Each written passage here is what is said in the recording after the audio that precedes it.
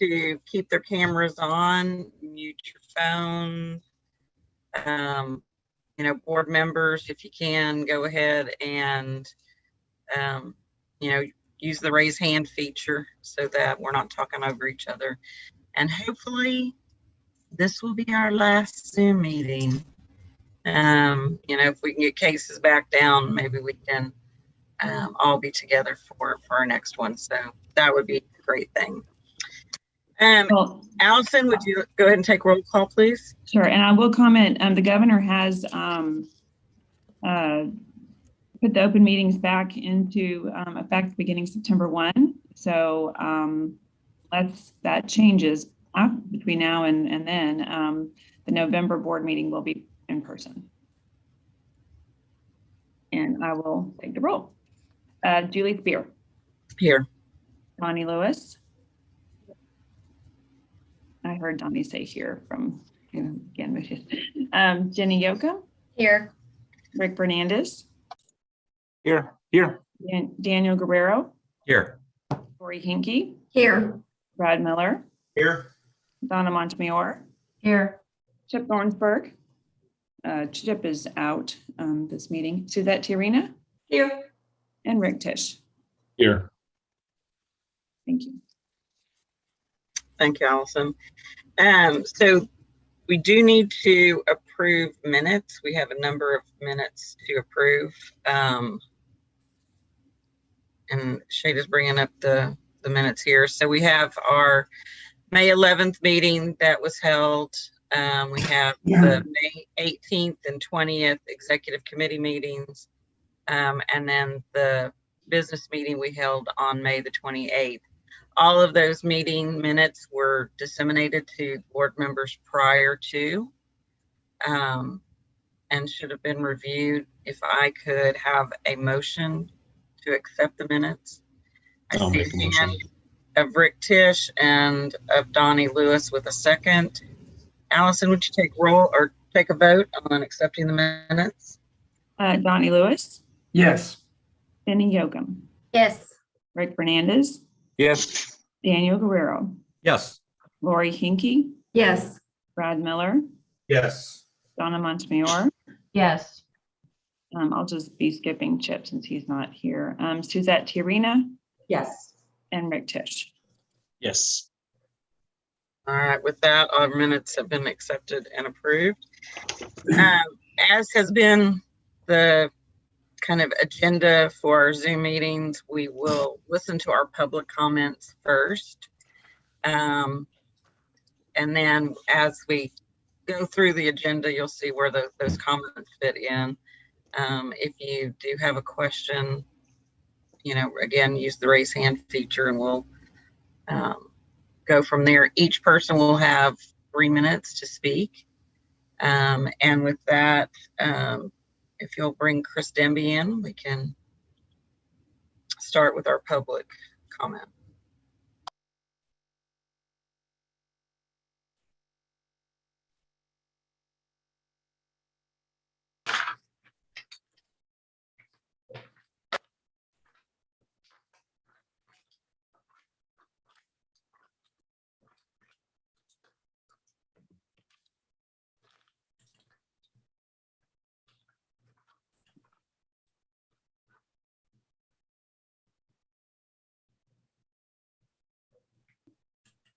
That's a trick. I joined as a panelist. Now am I good?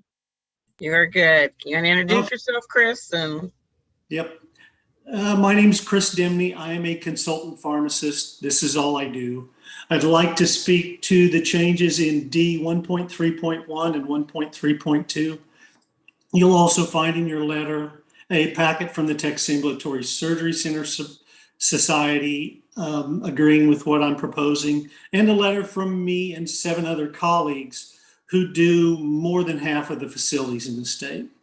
We do more than half the facilities, so I think we ought to know what we're talking about.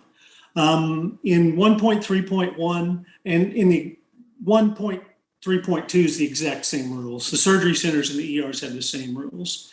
In 1.3.1, I'd really want you to support the approval of lines 408, 409 that allows a nurse to fill the Pyxis in this environment. Currently, they're prohibited. Only pharmacists and technicians can do that. And that's a prohibition that's making patient care worse. Currently, nurses order the drugs, they receive the drugs, they put them in plastic bins on the wall and retrieve them from there. It certainly is not any harder for them to load the Pyxis than it is to put them in plastic bins on the wall. Any restrictions you put on them, making them have 40 hours a week of training or pharmacist oversight or wearing pink shoelaces, any impediments you put on their filling the Pyxis forces them back to plastic bins in the wall. I think we'll all agree that Pyxis makes drug distribution safer, and we want it. So let's allow the nurses to do it without impediments. The other more important item I want to speak to is on line 477 through 479. You want to strike the statement that says the medication order in the patient's chart may substitute for the record required in subparagraph C. If you strike this, if you strike this part of the rules, we go back to forcing the nurses to sign out every drug removed from the pharmacy. Serves no purpose. This existed prior to 2014 and it had no value. We all agree that it had no value. That was a prime driver for the task force to rewrite the rules. And we rewrote the rules to put that in to prevent harm to patient care by the nurses having to stop every time they want to administer a drug, every time the patient needs a Zofran, every time they need a Reglan, every time they give them an ANSEP, stop and write the date, the time, the patient, the drug, and how many. It slows down patient care. Imagine you're the patient in post-op with post-op nausea and vomiting and you need Zofran, and the nurse has to wait for 3 other people to sign out so she can sign out your Zofran before she gives it to you. So we have a list for the pharmacist to review that serves no purpose for him. So in summary, please approve lines 408 and 409, allowing the nurses to fill the Pyxis, and don't strike lines 477 and 479. That's going to cause patients, that's going to cause nurses to have to sign out every drug, and it will be detrimental to patient care. And I'll take any questions, as this is my practice site, and I want to make sure you guys have all the information you need so that you can get this right. And I will stay on for when you are, for when you're discussing these items, so I can be of help, so we do the best thing for the patient. Thank you very much. Any questions?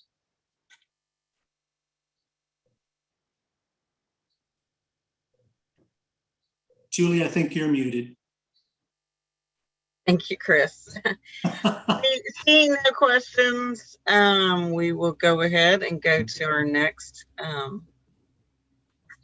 public person to come speak. So thank you, Chris, and we'll take your words seriously.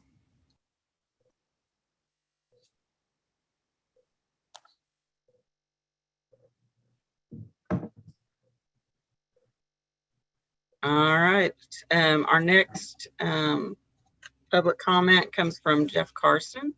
Jeff, if you want to introduce yourself, then you have 3 minutes to speak to the board.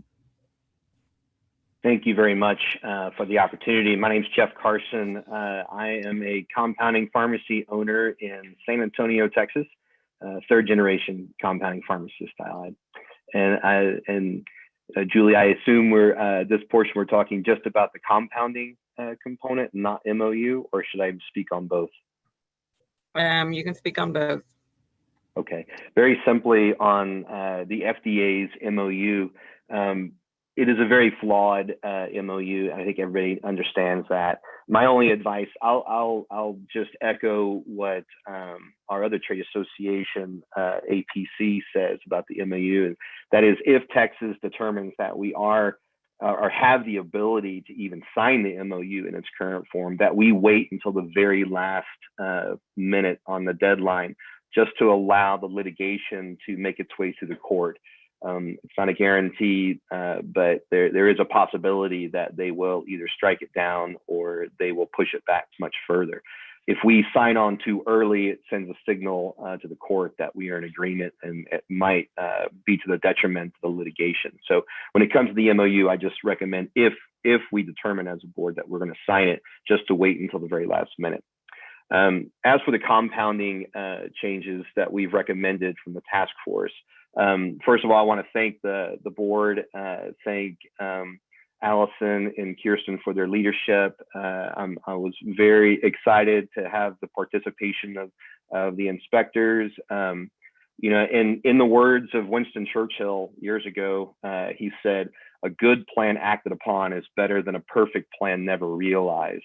And while we know that there may be some parts to the rule changes that we've recommended that are not perfect, we know that if we don't act, we know that there is potential for patient harm. So I'm very excited. I was very honored to serve, you know, with you guys and to provide input. And I look forward to giving the inspectors the tools they need to help protect patients and protect the practice of compounding pharmacy. And with that, I yield back. Thank you so much. Thank you, Jeff. Are there any questions for Jeff?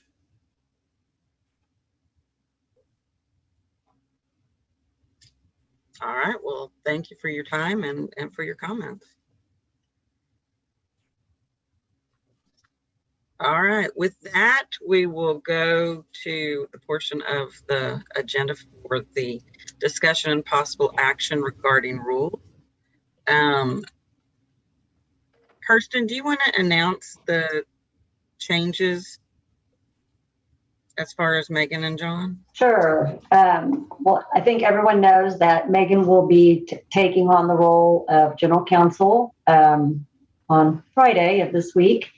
And we have decided that she would transition out of presenting the rules for both the final adoption and for the proposal, and that John Griffith will handle the majority of those at this point. There may be some other attorneys that are working on parts of it as well in the future, but John has been, working very actively on all of our litigation, so he's become very familiar with a lot of our rules. And so I'm going to turn it over to him, and he's going to go over, first of all, the final adoption and then the proposal of the new rules. Thank you. All right, thank you. First, I just want to remind you that in the rule PDFs that you've been provided, there are bookmarks to the links with lines with edits. Also, the rules for adoption, you have received copies of the orders and preambles in the OneDrive link that was sent to you. So let's start with the rules for adoption. All of the rules up for adoption were proposed at the May 11th, 2021 board meeting, and they were published in the June 25th, 2021 issue of the Texas Register as required. The first rule we're going to look at that's up for adoption is D1.1, and that's Rule 283.4 regarding internship requirements. And on lines 111, 118, 166, and 215, this amendment removes references to 1,500 intern hours and instead requires the number of intern hours required by ACPE. Currently, ACPE requires 1,740 intern hours. And this way, we don't have to update our rule each time ACPE updates the hours requirement.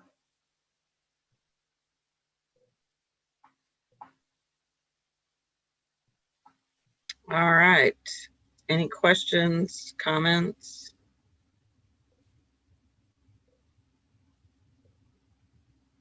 Seeing none, can I have a motion to adopt? Motion to adopt, Dooley. I hear Rick Fernandez's vote to a motion and Lori Henke with a second. Allison, will you take a roll vote, please? Donnie Lewis, Yes. Jenny Yoakum, Yes. Rick Fernandez, Yes. Daniel Guerrero, Yes. Lori Hinke, Yes. Brad Miller, Thanks, Brad. Yeah, my screen is blocked.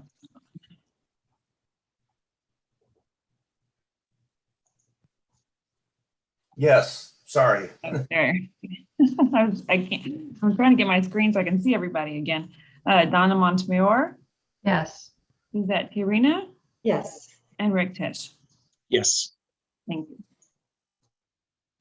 All right, John. All right, the next one we're going to look at is D 1.2, and these are amendments concerning fees. And these amendments, there's 3 of them, will make these fee increases effective October 1st. And when we get into the links, you're going to see highlighted in green and underlined the revised amounts. And in order to see that, you have to click on the revised bookmark in order to see those revised figures. So we'll look at D 1.2.1. This is 291.6, pharmacy fees. And on line 52, you're going to see that we raised the pharmacy fee to $516 from $507 for the initial license. And on line 56, right below there, you're going to see we raised the pharmacy renewal fee to $513 from $504 for the renewal. The next one we're going to look at is D 1.2.2. This is Rule 295.5 for the pharmacist fee. And on line 54, you're going to see we raised the initial license fee to $338, and that's from $332 for a 2-year license. And on line 58, you see we raised the renewal fee to $335 from $329 for a 2-year license. The next we're going to look at is D 1.2.3, which is Rule 297.4 for technician fees. And on line 56, you're going to see we raised the initial registration fee to $84 from $83 for a 2-year registration. And on line 58, you can see that it raises the fee to $81 from $80 for a 2-year registration. All right, board, so we can take all 3 of these together. Are there any questions in regards to the fees or comments?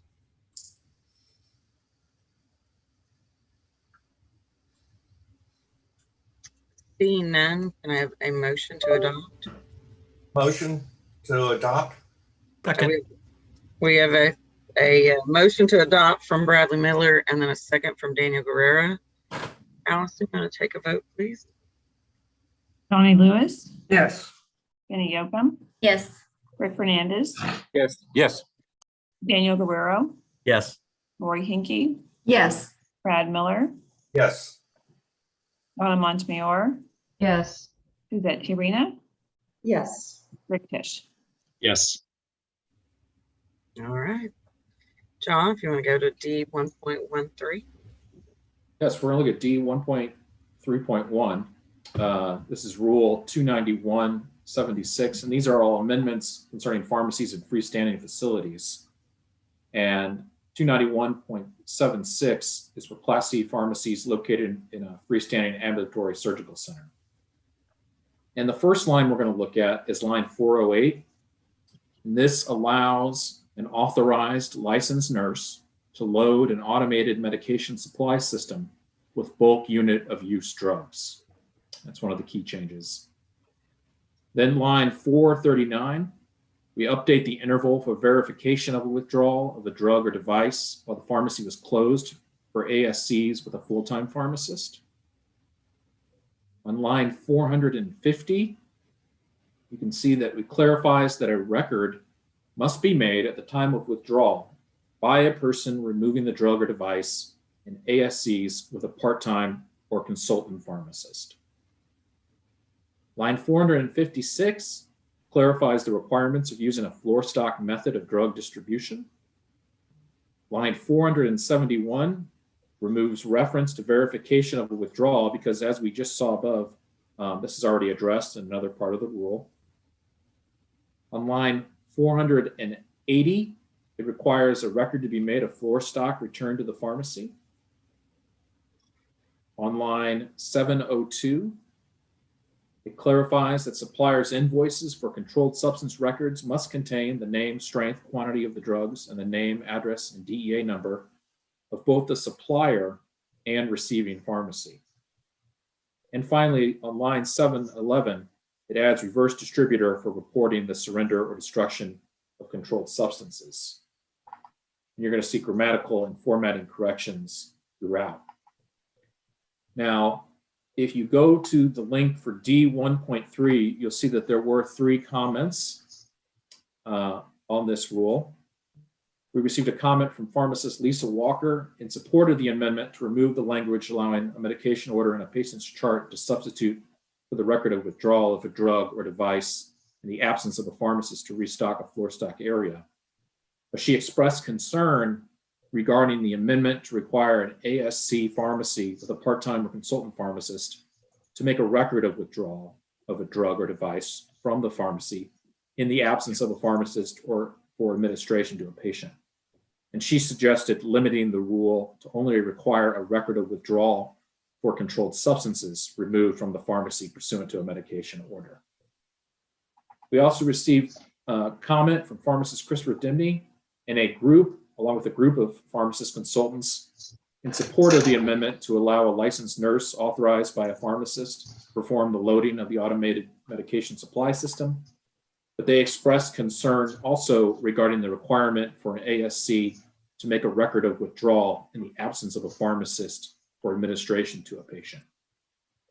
And finally, we received a comment from the Texas Ambulatory Surgery Center Society that again supported the amendment to allow a licensed nurse to perform the loading of the system, while also expressing concern regarding the requirement that a record of withdrawal be made in the absence of a pharmacist to restock floor area stock. And we're going to go here, before we have a discussion, I think we're going to go to D 1.3.2, and this is Rule 291-151. And this is for pharmacies and freestanding emergency medical care facilities, Class Fs. And essentially here, you're going to see the same sorts of amendments as you have for 291-76. On line 387, it allows an authorized nurse, licensed nurse, to load an automated medication supply system with bulk unit of use drugs. On line 418, it updates the interval for verification of withdrawal of a drug or device while the pharmacy was closed for Class Fs with a full-time pharmacist. On line 429, it requires a record must be made at the time of withdrawal by a person removing the drug or device in Class Fs with a part-time or consultant pharmacist. On line 435, it clarifies the requirement of using a floor stock method of drug distribution. On line 450, it requires a record to be made for floor stock returned to the pharmacy. On line 458, it removes reference to verification of a withdrawal because this is already addressed by another part of the rule. On line 668, what this does is makes the DEA form 222 updates that were just adopted actually to 291.76. They were adopted at the May board meeting. And what this does is simplifies the process where we don't need to update our rule every time the DEA changes its form. And finally, line 691 clarifies the required information from suppliers' invoices for controlled substance records, what they must contain. Also, you're going to see grammatical and formatting corrections throughout. And the comments that we received were the same, essentially the same 3 comments that were made for 291.76 from Lisa Walker, Christopher Dimney, and the group of consultants, and the Texas Ambulatory Surgery Center Society, again, supporting allowing an authorized licensed nurse to load an automated medication supply while expressing concern regarding the withdrawal record requirement. Thank you, Don. So at this time, obviously we have comments here. If we need, we can bring Chris back for questions. What is the pleasure of the board? Yes, Lori. So what was the rationale for striking 477 through 479? I just don't recall that in the discussion from before. And I'm trying to recall what our rationale was in wanting that stricken. I believe when we discussed it, there was some talk about having some accountability, but obviously that accountability was already there in the medical record. If you're, you know, if you take what Chris has said.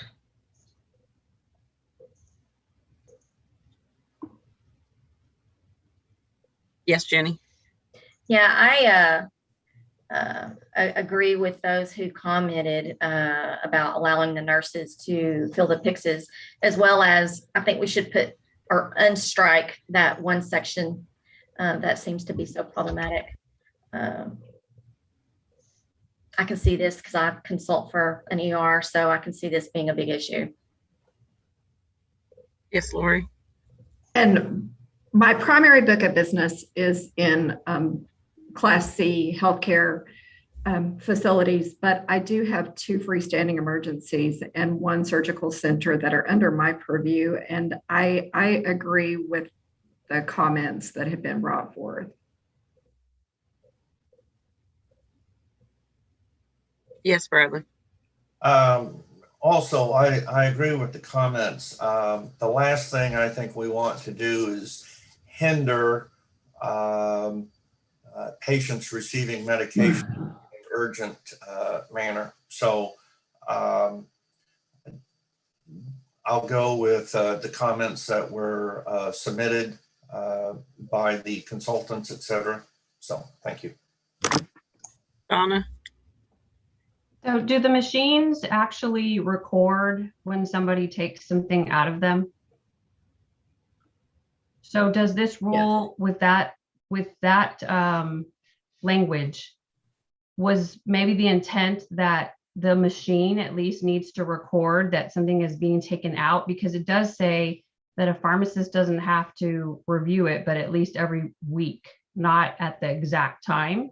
So I'm wondering if that was our rationale, was that it at least be recorded that something is being taken out, and then later on somebody checks that, you know, what was taken out. Brad. Donna, these automated dispensing machines record almost down to the second who logs in, what meds they touched, dispensed to a patient, returned to a patient. And if it's, depending on the situation, if a witness needs to be made, then that witness name is also recorded. So, and depending on how the system is set up, you can generally go back about 6 months to review by patient all the meds taken out, who accessed, who issued, et cetera, et cetera. So the information is electronically available, and is sometimes compared to the patient's chart or MAR, just to make sure that there's continuity between the two. So based on your comments, Bradley, maybe the language needs to be changed just so that there is a record electronically kept, so that somebody can't decide not to even do that if their machine, maybe it doesn't do that. I don't know that there is a machine that doesn't, but just for the sake of that, the machine itself should record. And then, as Bradley mentioned, you know, at some date, it doesn't have to be specific, that it could be checked. Not that it has to be checked, but it could be checked. Maybe something like that, just to safeguard the process. So Rick Fernandez had his hand up next. Just as a follow-up to Brad, does are the inspectors accept that as a record whenever they do an inspection? I mean, sounds okay to me, but is they're okay with that? They have been in the past. Sometimes we are asked by the inspector to print out a specific report at random. Sometimes, like I said, so sometimes we are asked and sometimes we're not. Lori. And lines 464 and through 470, just above this, really address all of the information that is captured electronically.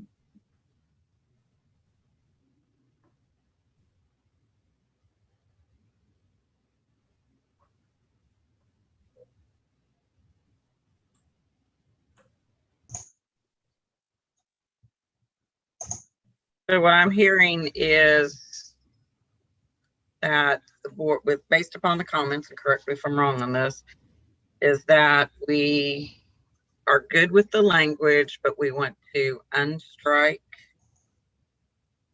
the portion that was that we had previously taken out. And if so, we can go with the motion to take it forward with that change being made. So board staff went ahead and prepared revised preambles and orders for these two rules in the event that you did want to go with those comments that were made. So in that same OneDrive link, you will see that there are revised preambles and orders for 291.76 and 291.151 that would make the change suggested, striking that language. So you know you have them. Hey, did you want to go ahead and just bring that up like that so that everybody can see it together? John, do you have a copy of the rule that makes the strike? I'm not on the VPN right now. Let's see.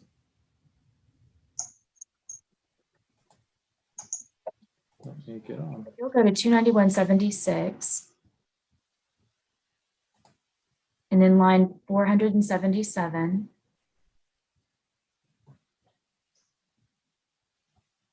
So it would take out lines 477 through 479. That would be the language that would be removed from 291.76. And that same language would be removed from 291.151 because as we've seen, these two rules mirror each other pretty perfectly. You're saying that it would remove the strikeout portion and leave the verbiage there.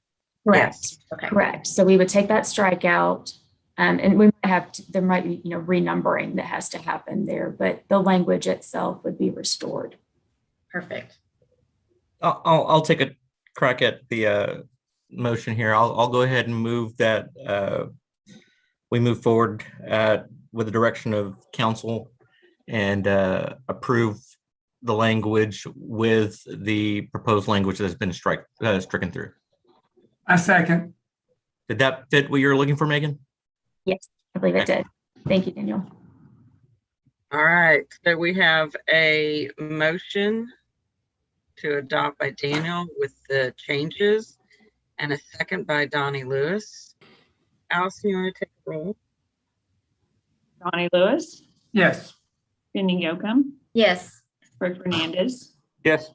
Daniel Guerrero, Yes. Lori Hinkey, Yes. Brad Miller, Yes. Donna Montemayor, Yes. Suzette Tiarina, Yes. Rick Tisch. Yes.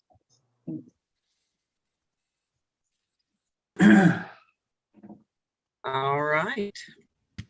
That will take us down to D.1.4. John, you want to walk us through that? Yes, this regards Rule 291.121, and this is our final rule for adoption today.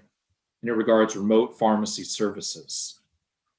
Now, this was the pilot project, and for over the last year plus, the governor had waived this requirement. But now we're going to memorialize this in rule. That's our purpose here. And when looking at this, starting on line 733, it replaces automated storage and delivery system with the verbiage automated dispensing and delivery system. And this update is made throughout the rule. Also on line 740, we update the definition to say dispenses and delivers. On line 755, it updates the general requirements to remove that the system delivers a previously verified and instead states that the system dispenses and delivers a prescription that is verified by the provider pharmacy. And there are similar updates made throughout the rule. Finally, on line 906, it updates the required records of stocking or removal to reflect the count of bulk prescription drugs stored or removed. And finally, you'll see some formatting and grammatical corrections as well. All right, any comments, questions, concerns? Seeing none, can we have a motion to adopt? I make a motion to adopt. Donnie Lewis has made a motion to adopt. Rick Tisch has a second. Allison, you want to take a vote there?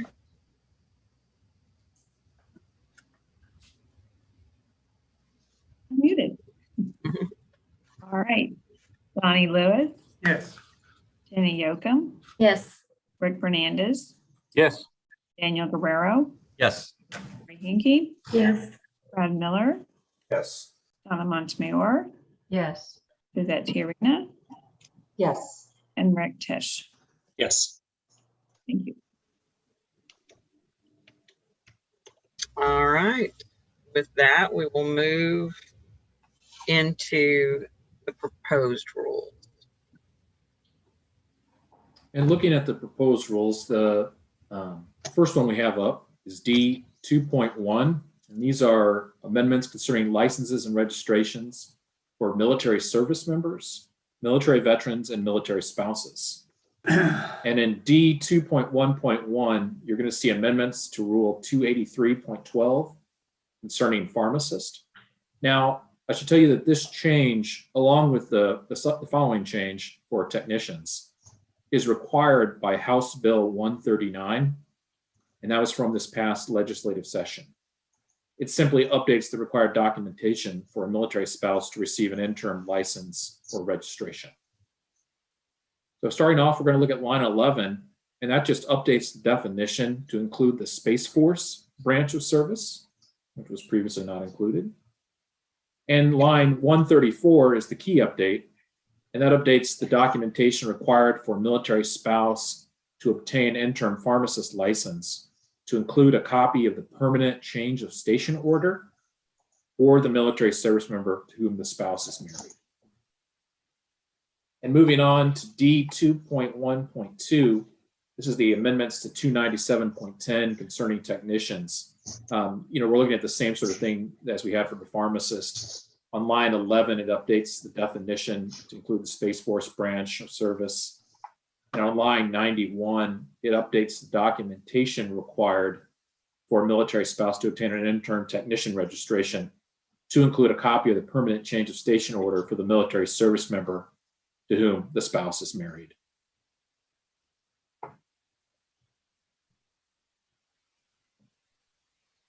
All right. Do I hear a motion to propose? Motion to propose. Motion to propose. Second. Okay, so I have Bradley as a motion to propose and Daniel Guerrero as a second. Allison, if we can have a roll. Donnie Lewis, Yes. Jenny Yokum, Yes. Rick Fernandez, Yes. Daniel Guerrero, Yes. Lori Hinkey, Yes. Brad Miller, Yes. Donna Montemayor, Yes. Suzette Tiarena, Yes. and Rick Tisch. Yes. All right. All right, the next rule that we have for proposal is D 2.2. And this is amendments to Rule 291.34 concerning emergency refills of insulin or insulin-related equipment or supplies. And I'll tell you that the impetus for this change comes from House Bill 1935 from this legislative session. And it simply allows a pharmacist, while exercising the pharmacist's professional judgment, to provide an emergency refill of insulin or insulin-related equipment or supplies under certain conditions. And line 355 actually lists the requirements from the statute itself that a pharmacist must comply with before filling an emergency refill. And it provides that a pharmacist may exercise the pharmacist's professional judgment in refilling a prescription for insulin or insulin-related equipment or supplies without the authorization of the prescribing practitioner if the pharmacist, and here are the requirements, is unable to contact that practitioner with reasonable effort, is provided with documentation showing that the patient was previously prescribed insulin or insulin-related equipment or supplies by a practitioner, The pharmacist assesses the patient to determine whether the emergency refill is appropriate. The pharmacist creates a record that documents the patient's visit, and that includes a notation describing the documentation the patient provided to the pharmacist, and makes a reasonable attempt to inform the practitioner of the emergency refill at the earliest reasonable time. I will also note that the quantity of emergency refill of insulin may not exceed a 30-day supply, and the quantity of emergency refill of insulin-related equipment or supplies may not exceed the lesser of a 30-day supply or the smallest package available.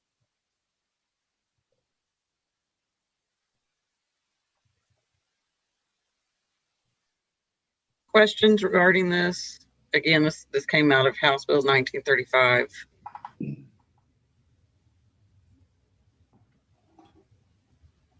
Jenny, Julie?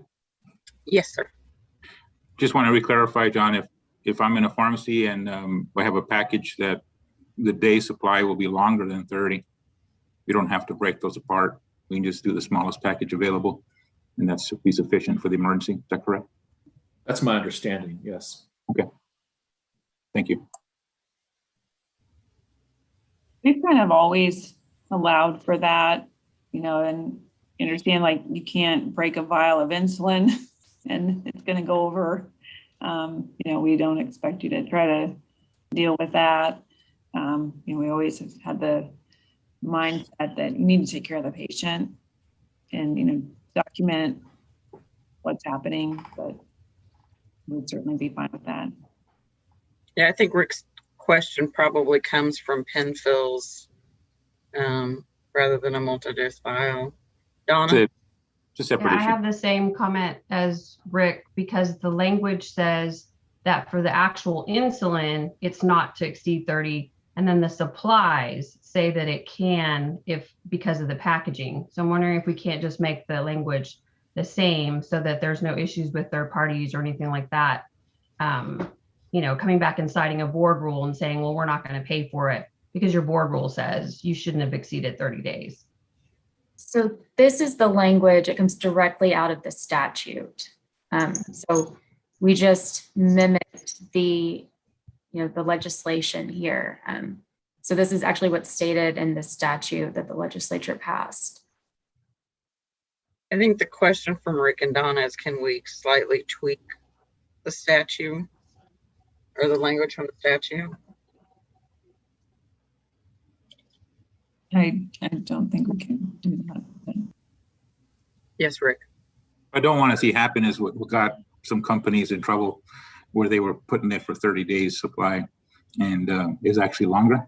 And we're doing the right thing by giving them the package, but I don't want to have an insurer come back and say, you didn't, the rule doesn't make you do that, and we don't want to break packages up. But that was a reality of what happened with Medicare, with pharmacies breaking up packages and stuff, or changing it to 30 days when it would last longer than 30 days. That's the call that I think we're asking for.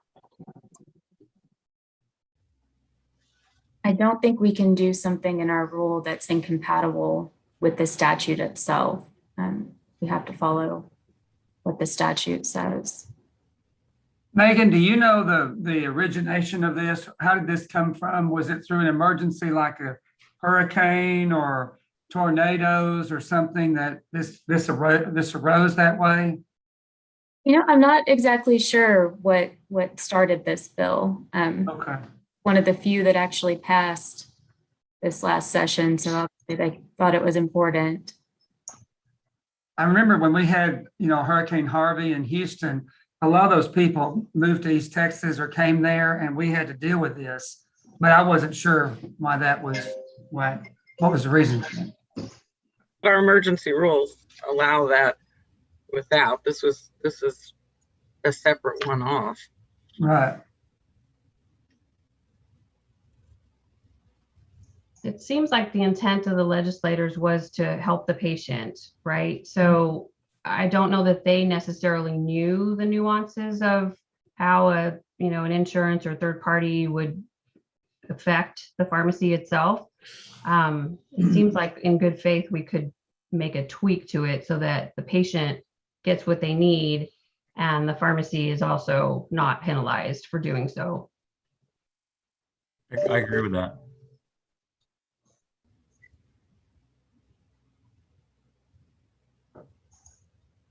Yeah, I don't know, Megan, if there's any flexibility, anything like this. You know, I'm trying to say, we're going to take care of the patient. We just don't want to expose the pharmacist or have them consider breaking a box apart, you know, in the pen.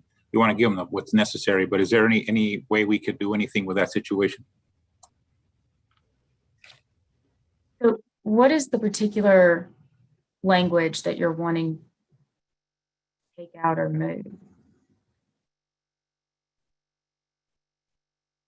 The language would be similar to the supplies, that it would be 30 days or the smallest available package, something similar to that, so that they wouldn't feel like they had to either incorrectly submit a bill for 30 days or have to think about breaking a box apart of the pen needles, which is not the right thing to do. Okay. And so where it says the quantity of an emergency refill of insulin may not exceed a 30-day supply, you're thinking that won't cover that situation? Well, at times the package may exceed 30 days, right?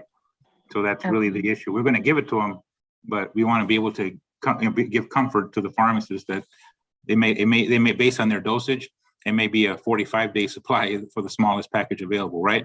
So that's really what we're thinking about with the supplies rule that was down there, having it applied to the insulin also. I don't know if there's flexibility or not, or what. So Megan, could you just not make it 2 sentences and instead just make it 1? So the quantity of an emergency refill of insulin or insulin related equipment or supplies may not exceed the lesser of a 30-day.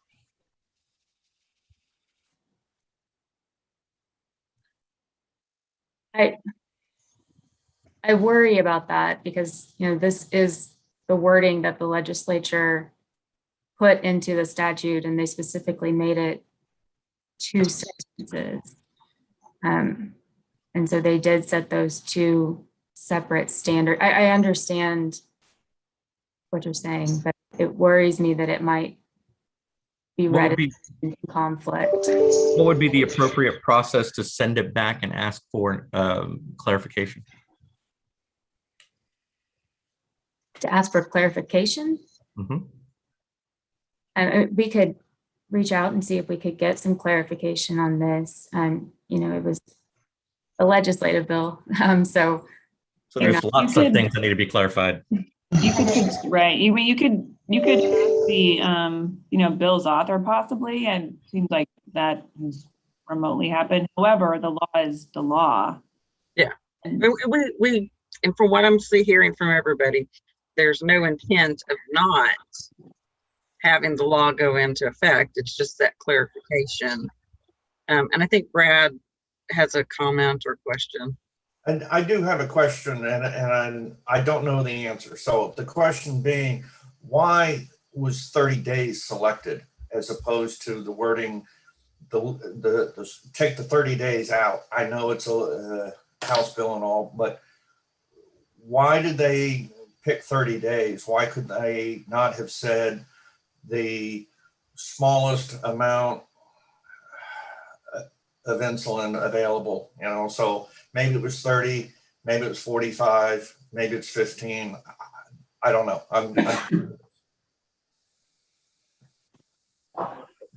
The only way that you can get like clarification from a legislator is if there is ambiguity in the statute. If there's something that's clear in the statute, that's the language that you have to work with. So I don't see a whole lot of ambiguity in this one. And the only way you can get that changed then is by actually changing it through a legislative modification during the next session. You know, I don't know what the impetus was in terms of this 30-day. This was not a bill that we were really asked to comment on during the session. I think this was, you know, not something that kind of was involving the pharmacy board in terms of regulation quite so much. So I don't think there's much room to change it.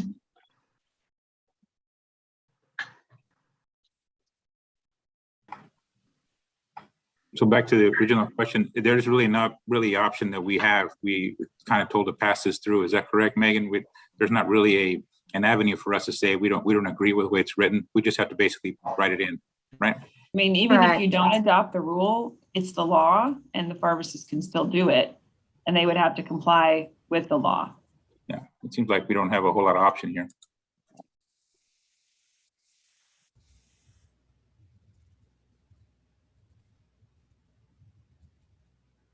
All right, and this is proposed, so it'll still come back before us again, so there may be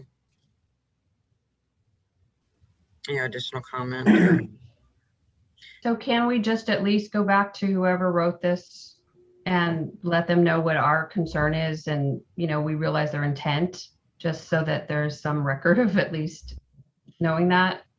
I mean, I understand Allison, you know, saying we're not really going to hold somebody, we're not going to, you know, ding you for giving a vial or a pen or whatever. But I just worry about the third party implications that penalize the pharmacy and the pharmacist.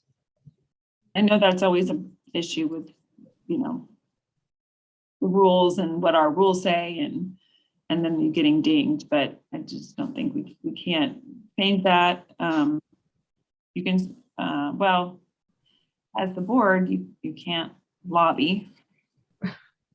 No. But other people can lobby about this that would also be having those issues. Lori, I believe you had a comment or question. No, I did not. Okay.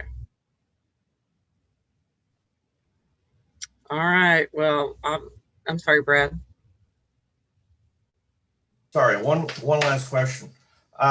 Is this unique to Texas, or do other states have some kind of an emergency insulin statute? I do not know. We'd have to look into that.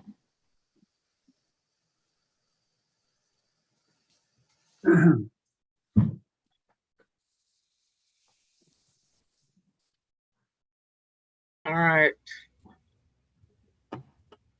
Obviously, great discussion, and we know that our hands are tied somewhat. I mean, it sounds like we have some reservation in part of the wording, but at this point, I think we need to look to see if we have a motion to propose. So that Make a motion to propose.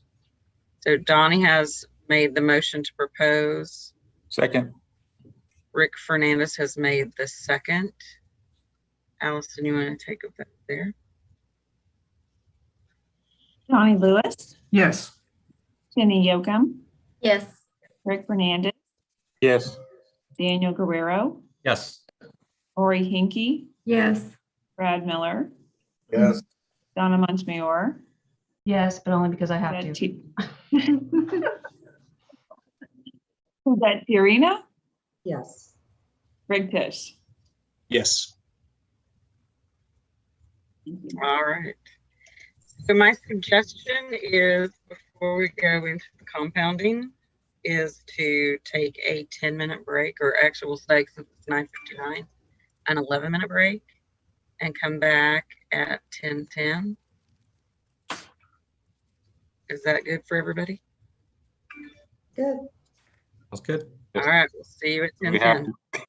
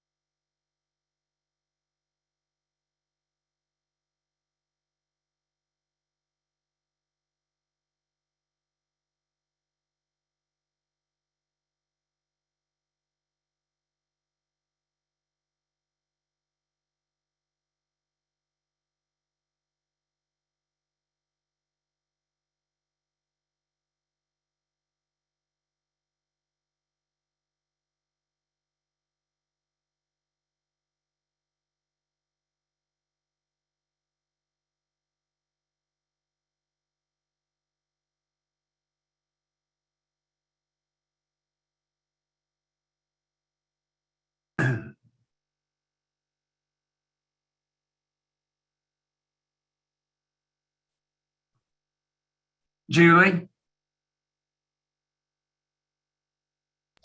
Yes, sir, Donnie. Are you having fun? Yes, sir.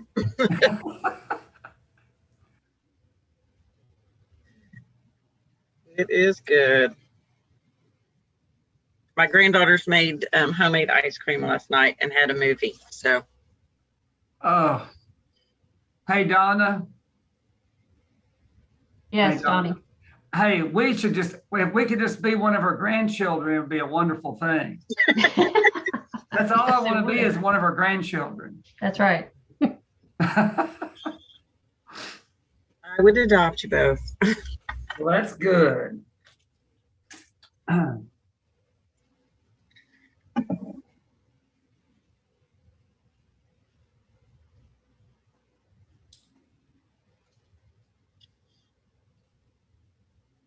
Hey, Julie, one thing, if you would, we need to tell or publicly say that how we appreciate them helping us get on, the ones that are in the office today. Because this has been a big ordeal to get the three of us logged in here. I will definitely do that. Do you mind doing that for us? Nope, I will definitely do that.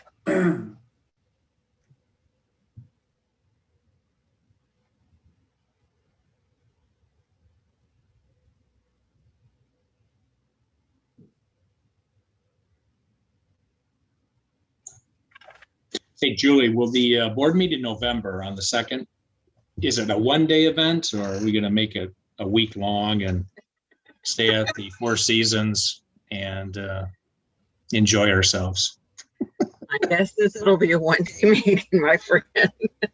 That's the wrong board, Rick. You're on the wrong board for that. I can answer that. I can answer that. Four Seasons sounds great. It's not in the budget. Oh, okay. All right. Maybe I got Four Seasons mixed with another hotel. Motel 6, was it? Maybe. There you go. You knew it had a number in the name. There you go. Yeah. 4, 6. There you go. It's funny.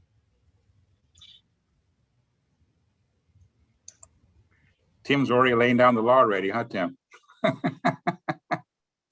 With all this money we're saving, I just figure, hey, you know, you don't want to go back to the state.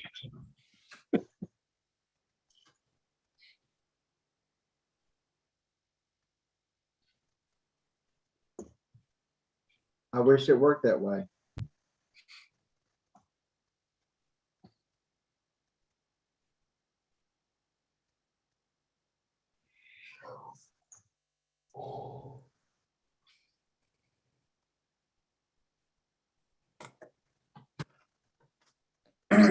Don't let me start my video, but I'm here, so I don't know what's the problem with that. Well, you have to remember though, no.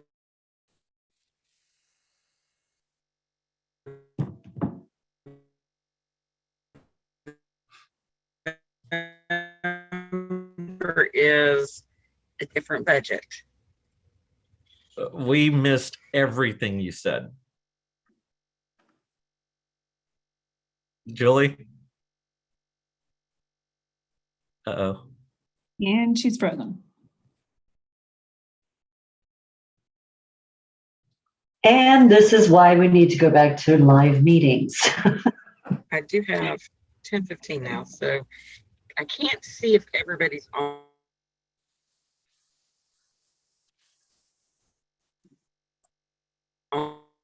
Oh, no.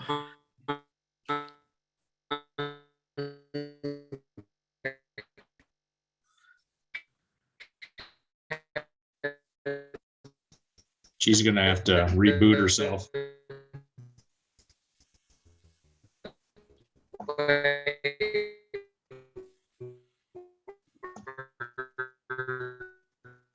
Does she know she can't be heard? I don't think so. Someone want to write her a note and reverse it, or reverse her writing to hold it up? Yeah, we're doing it. We're doing Okay, it. all right. Mhm. Donnie, aren't you VP? I am. Megan, are you about ready? Well, we were prepared for this Uh, possibility, but let's give Julie a minute. Okay.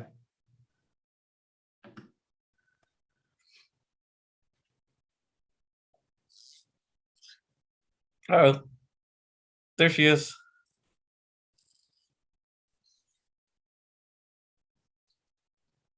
And there she is.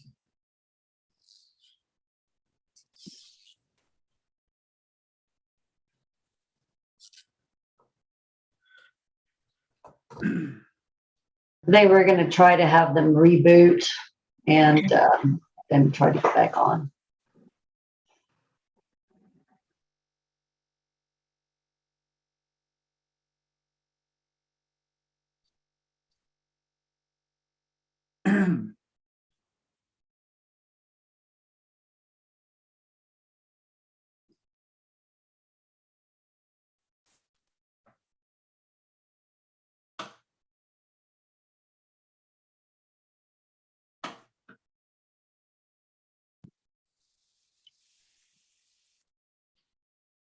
Okay, can y'all hear me now? Yes. All right. I think our hotspots got interconnected.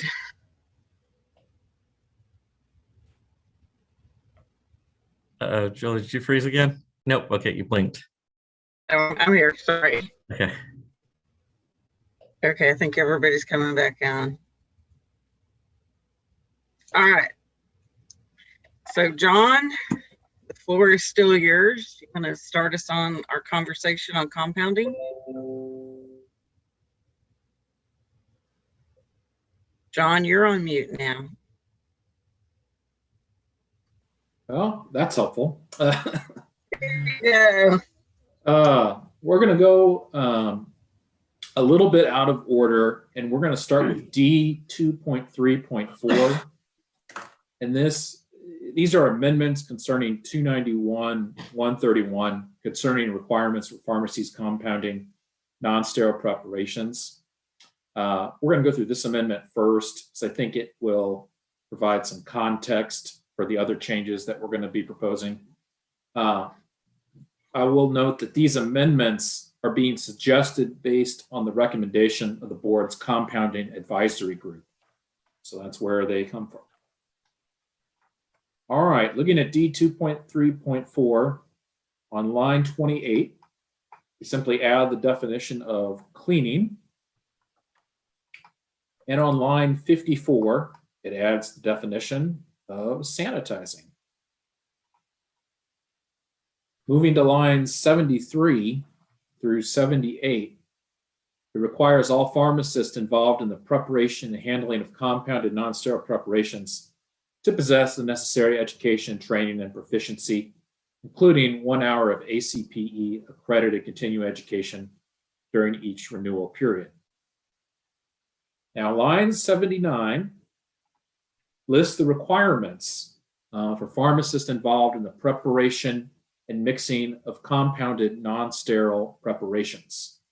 And those are preparations that use bulk API or excipients or manipulation beyond the FDA labeling of a commercial product. For example, the crushing of a tablet or the opening of a capsule. And those requirements include testing of 3 preparations compounded by the pharmacy or pharmacist for accuracy of correct identities and amounts of ingredients within the first 6 months of engaging in compounding non-sterile preparations for patient use. And also it requires them to demonstrate and document competency and undergo reevaluation every 12 months. Line 99 requires all technician and pharmacy technician trainees engaged in non-sterile compounding to have 1 hour of ACPE accredited continuing education during each renewal period. Line 104, right below there, lists the requirements for pharmacy technicians and pharmacy technician trainees involved in the preparation and mixing of compounded non-sterile preparations. And again, those are preparations that use bulk API or excipients or manipulation beyond the FDA labeling of a commercial product. And again, that includes crushing a tablet or opening a capsule. And that includes the testing. The requirements include the testing of 3 preparations compounded by the pharmacist for accuracy of correct identities and amounts of ingredients within the first 6 months of engaging in compounding non-sterile preparations for patient use, and to demonstrate and document competency and undergo reevaluation every 12 months. Moving down a little bit to line 119. This requires initial training for all personnel involved in the preparation and mixing of compounded non-sterile preparations through a single 40-hour course for a pharmacy technician. So the pharmacy technician gets the 40-hour course, or a 20-hour course for a pharmacist. This includes instruction and hands-on in-person experience. Such training shall be obtained through completion of a recognized course from an accredited college of pharmacy, or a course sponsored by an ACPE accredited provider. Or, as this amendment provides, in the alternative, or the initial training itself could be completed through a structured on-the-job didactic and hands-on in-person experiential training program that's conducted at the pharmacy where the individual is involved in non-sterile compounding. Now, this initial training through the on-the-job didactic is not transferable to another pharmacy unless the pharmacies are under common ownership and control and use a common training program. Line 131 lists the training areas, including hand hygiene, garbing, cleaning and sanitizing, handling and transporting components and compounded non-sterile preparations, measuring and mixing, proper use of equipment and devices, and documentation of the compounding process. Moving to line 143, requires that all training be completed and documented prior to engaging in non-sterile preparations or compounding non-sterile preparations for patient use. Line 145 requires that the experiential portion of the training process must be supervised by an individual actively engaged in performing non-sterile compounding, and that individual is qualified and has already completed the specified training outlined in this rule. Moving down to line 215, concerning the environment, this amendment requires that the space be designated for non-sterile compounding, and it lists some requirements. Line 241 requires the cleaning and sanitizing of the surfaces in the non-sterile compounding area, and that those shall occur on a regular basis as defined in the pharmacy's standard operating procedures or SOPs.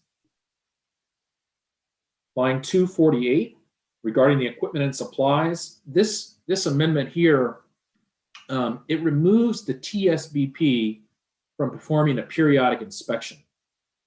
And instead, it requires a Class A prescription balance or analytical balance and weights to be inspected and calibrated at least every 12 months by a qualified independent individual, and to have the balance calibrated and the accuracy of the balance verified by the pharmacy on a routine basis as specified in the pharmacy's SOPs. The pharmacy must also document the calibration and verification. Line 264 requires the use of a closed system processing device to reduce the risk of contamination during weighing, measuring, or otherwise manipulating components that generate airborne chemical particles. And this rule provides examples of closed system processing devices. Line 318 requires the pharmacist to establish the purity and stability of each component by obtaining a certificate of analysis from the supplier and ensuring that the component meets the acceptance criteria of a USP/NF monograph, if one exists. Line 358 requires hand hygiene procedure when entering the designated compounding area, and the gloves and other garb shall be worn for all compounding activities. Garbing requirements shall be determined by the pharmacy, and they shall be documented in the pharmacy's SOPs. Finally, on line 393, requires the pharmacy to develop and implement SOPs for complaint, variance, and adverse event reporting receipt, acknowledgement, handling, and documentation. Further, you're going to find some formatting and grammatical corrections throughout the rule.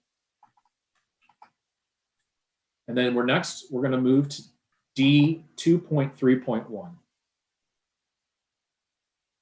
And these are amendments to Rule 291.36 concerning community pharmacies Class A's. Again, these are amendments that are being suggested based on the recommendation of the board's compounding advisory group. What this and then the subsequent amendments propose is the creation of two new classes of pharmacies, a Class AN, which performs non-sterile compounding, and a Class ASN, which performs both sterile and non-sterile compounding. However, the licensing requirements of a Class A pharmacy have not changed. We're going to start with line 16. And that what this does is requires class. John, can I jump in real quick? Sorry to Sure. interrupt. I just want to make sure everyone's a little clear on the distinctions here. So in the compounding advisory group, there was a lot of talk about kind of the line in the sand.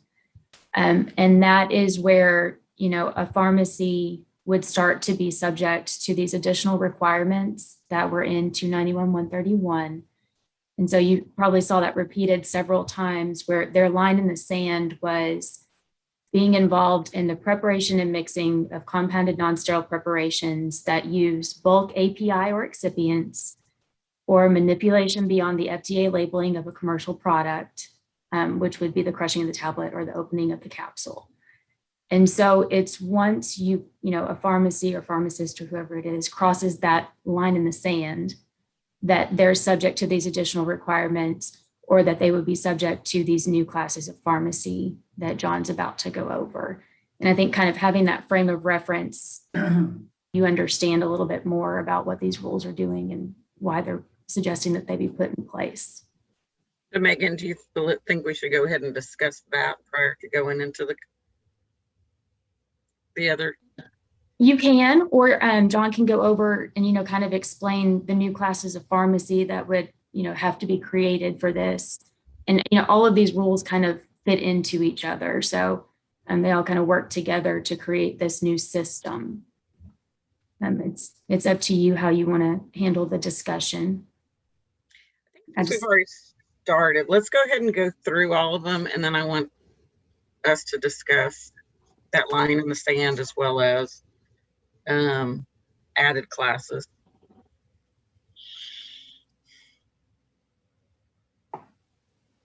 All right. So again, we're looking at 291.36, and we're going to start with line 16. Now, this is just requiring Class AS pharmacies to comply with the standard required notifications, closing procedures, and pharmacy license fee requirements. This change essentially just makes the rule more concise, and it keeps us from having to modify this rule every time we have a change somewhere else. Line 39 removes from the Class AS that they comply with 291-131 regarding pharmacies compounding non-sterile preparations, because of these proposals, we are now going to have a Class AS that only does sterile compounding, not non-sterile. Then on line 49, you have the licensing requirements for a Class AN, and that's a community pharmacy engaged in the compounding of non-sterile preparations. And here's that line in the sand again, that use bulk API or excipients or manipulation beyond the FDA labeling of a commercial product, just crushing a tablet or opening a capsule. And they also have the same license requirements under 291-131 for compounding non-sterile preparations. Moving on to line 74, you're going to see the licensing requirements for Class ASN, and this is a community pharmacy engaged in both the compounding of sterile preparations and the compounding of non-sterile preparations that use bulk API or excipients or manipulation beyond the FDA labeling of a commercial product that includes crushing a tablet or opening a capsule. And they have the same requirements as under 291-131 and 291-133 because they will have both sterile and non-sterile compounding. Additionally, you're going to see some formatting and grammatical corrections throughout the rule. The next group we're going to go through is D 2.3.2. And this is amendments to 291.77 concerning institutional pharmacies or Class C pharmacies. And with this, we're seeing the creation of two new classes of pharmacies, a Class CN, which performs non-sterile compounding, and a Class CSN, which performs both sterile and non-sterile compounding. The licensing requirements of a Class C have not otherwise changed. And again, these are amendments that are being suggested based on the recommendation of the board's compounding advisory group. We're going to start off here again on line 16. That requires Class CS pharmacies to comply with, again, the standard required notifications, closing procedures, and pharmacy license fee requirements. And this change just makes the rule more concise. It keeps us from having to modify the rule every time we have a change elsewhere. Line 45 requires a Class CS to comply with 291.133 regarding sterile compounding. Line 47 removes the Class CS that they comply with 291.131 regarding pharmacies compounding non-sterile preparations. And this is because we now have a Class CS only doing sterile compounding, not non-sterile. Line 61 simplifies the rule by making the same, line 61 simplifies the rule by referencing the application and information specified in that, thus removing the listed information in the rule regarding tech duties at a Class CS pharmacy. And line 79 simplifies the rule by making the same change, referencing the application for technician duties at a rural hospital. Now the key changes here are on line 103. We're going to see the licensing requirements for the Class CN. And again, that's an institutional or ASC pharmacy engaged in the compounding of non-sterile preparations that again use this, here's the line in the sand, that use bulk API or excipients or manipulation beyond the FDA labeling of a commercial product, such as crushing a tablet or opening a capsule. And they're going to have the same licensing requirements as under 291.131 for compounding non-sterile preparations. Then on line 150, you have the licensing requirements for the Class CSN, and that's an institutional or ASC pharmacy engaged in the compounding of sterile preparations and non-sterile preparations that use bulk API or excipients or manipulation beyond the FDA labeling of a commercial product, such as crushing a tablet or opening a capsule. And they have the same licensing requirements as under 291.131 and 291.133 because they will have both sterile and non-sterile compounding. And finally, you're going to see some formatting and grammatical corrections throughout.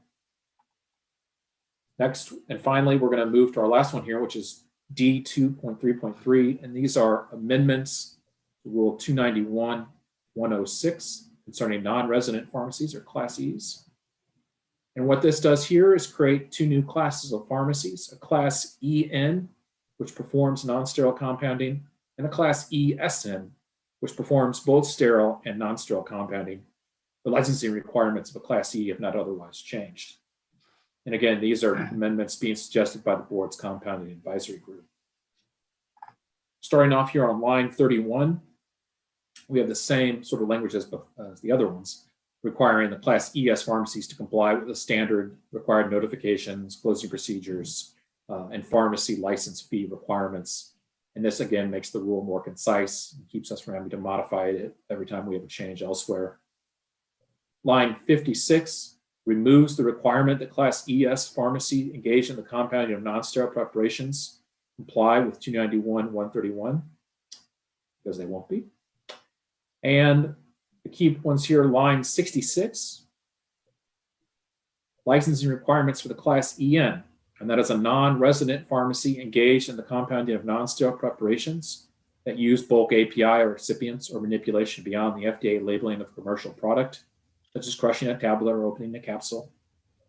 And they have the same license requirements as under 291.131 for compounding non-sterile preparations. And finally, line 103, you have the licensing requirements for the Class ESN, which is a non-resident pharmacy engaged in both the compounding of sterile preparations and non-sterile preparations that use bulk API or excipients or manipulation beyond the FDA labeling of a commercial product. including crushing a tablet or opening a capsule. And this class would have the same licensing requirements as under 291-131 and 291-133 because they have both sterile and non-sterile compounding.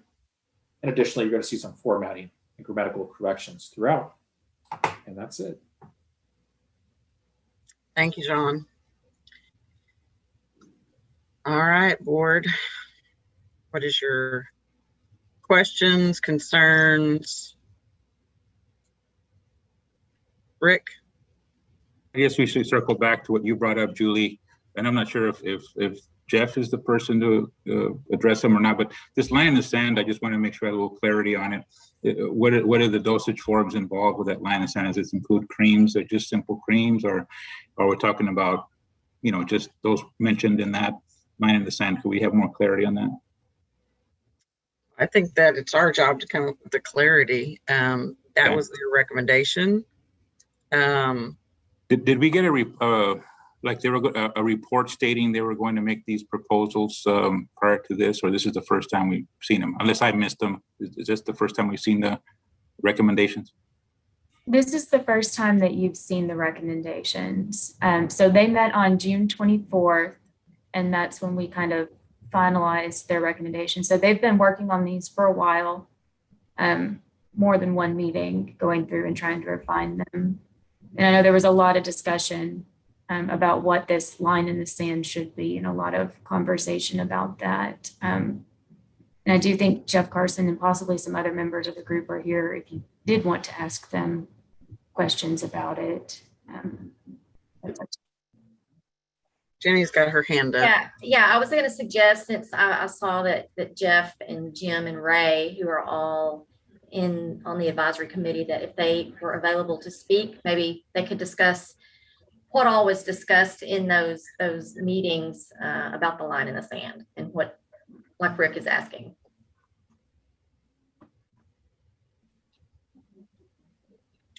Let's stay with our own discussion just real quick, and then we'll see if we can pull some of them in. Rick, you had your hand up again, or? Yeah, real quick. No, I really do appreciate the work. This is not an easy topic, and I'm by far not the expert in compounding, so I want to defer to the experts as best as I can. I just want to make sure the implementation is reasonable. And I hate to complicate the rules any more than they are, but it seems like we might have to based on these different designations of classes. But yeah, it might be worthwhile to review further. But this line in the sand is a little bit of just a concern, just knowing what exactly we're allowed to do. And the second thing is, my other concern would be, the CE requirement portion of that, for especially the non-sterile. I mean, that's I understand the training. Most of the non-steriles will have training to sign off on, but the CE requirement, I mean, it's already getting a little complicated with CEs. But I don't know. I just wonder what else thinks about that. Yes, Lori. I really would like for Jenny to weigh in on this. I look to her as an expert among us. And so, Jenny, what are your initial thoughts on this? As far as the CE, I think that CE was already there. Like, I know it was, at least in the sterile side of it, the high risk had 4 hours of CE. And I don't think it's out of the question to require additional specific non-compounding CE since it's becoming so commonplace. And what about the other requirements? The line in the sand. I have to applaud the advisory committee, because this was a very tough task. They did a great job at coming up with the verbiage that they put before us today. My personal opinion, if you go outside of that FDA recommendation or that FDA's labeled product, say, for example, if someone brings you, or you're filling a Cleocin suspension, and the parent asks for you to add flavoring to that at the time of adding the water to it.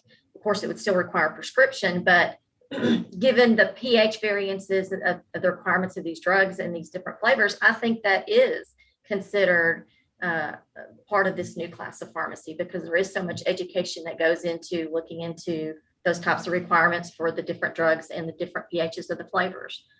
As far as the cream, Rick, that's we need to discuss it. I know I'll probably err on the side of requiring everything compounded to be put in that classification, but I know we're going to have to discuss it as a group and And again, I'd like to hear what those discussions were at the advisory committee since I wasn't in attendance. Yes, Donnie. Hi, this is really a question for Jenny. Excuse me. Jenny, when in your world, when you do a compound, how do you test on line 83 in the rule on the proposal? It was talking about testing them. How do you do that? Or how do you verify the concentration of a mixture that you do? We send it out to a third-party lab that tests for the potency. Okay. And do you think the regular pharmacies, is that common? Or, I mean, I don't know. It is common with those compounders who are meeting the accreditation standards. Yes, it is. Okay. Okay. And if you're using a company like that one in Houston that provides all the, the diluents or whatever, that company down there, and they have this recipe book, if you will, or catalog of how to do it, are those materials then tested? Are they sent out also? Like they have their formulations that they themselves have prepared and have had tested. But when the testing comes into play and how I use it in my store is that's how I validate my technicians for a particular dosage form. Say, I have them make a suspension, I send that out for potency testing, and if they come back within range, well then they pass that. So I test my technicians based on dosage forms. And Okay. not necessarily someone else's formulation, but the way my technician makes that formulation. Okay. And that's, how often do you do that? I try to test my technicians on 3 or 4 common dosage forms, or the most common things that we make every 6 months. Okay. But that would be Jenny's. That's just my policy. Yeah. That's Jenny's SOP. So I understand. That's what, I mean, in reality, you're the one that, like Lori said, you're the expert in this world. So as far as these proposed regulations, I guess I'm more strict than that. Okay. Yeah. Okay, so I think it's real important that, as we talk through this, there are several components to this. So one is, what is that line in the sand as it's been designated or referred to, and then it's each of the added components, as well as the classes of pharmacy. So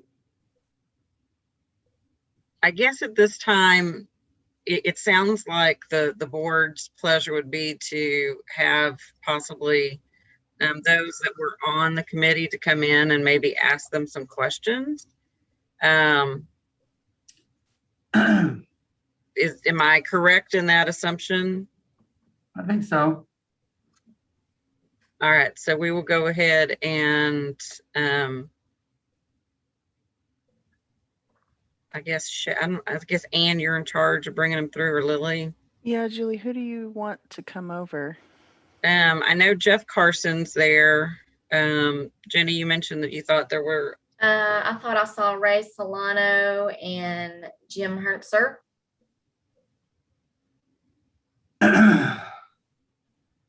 They were earlier. I'm not sure that there's Jim.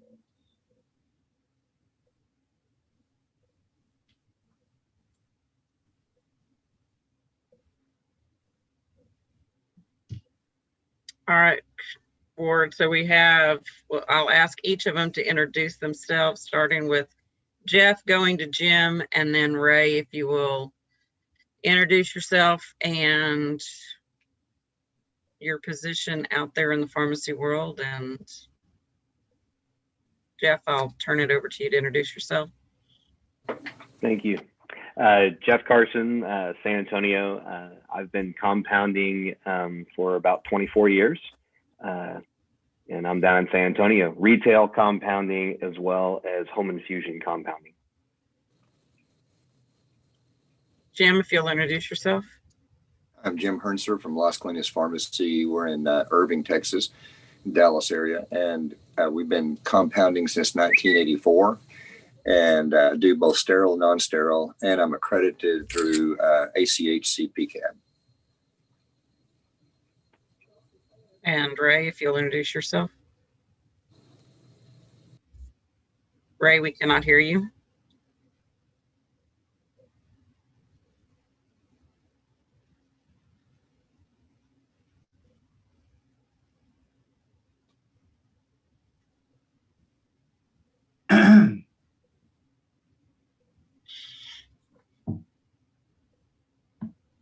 We still cannot hear you.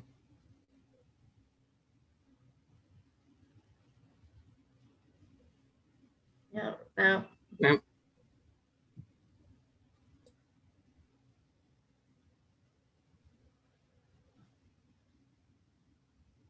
I think it's because you're not using your computer audio, it looks like, but no.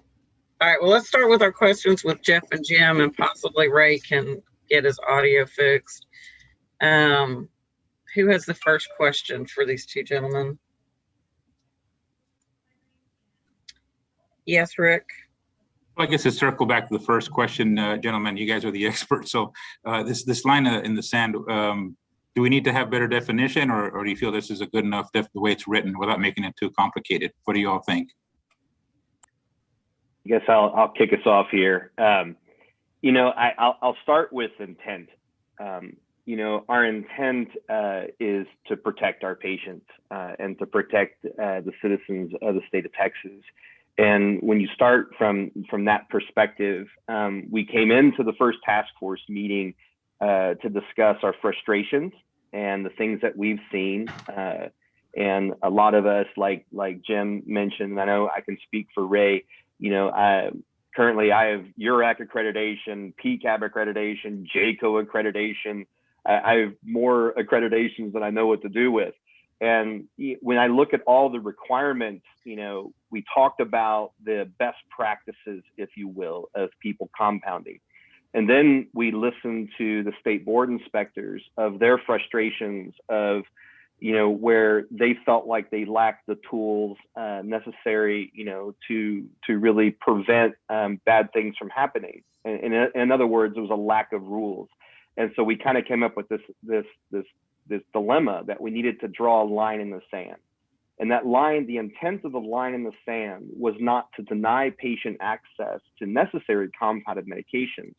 So if you will, there's always been this frustration with compounders. You know, what's the difference between reconstituting an amoxicillin suspension and making a 16 ingredient diaper rash, you know, ointment for a baby?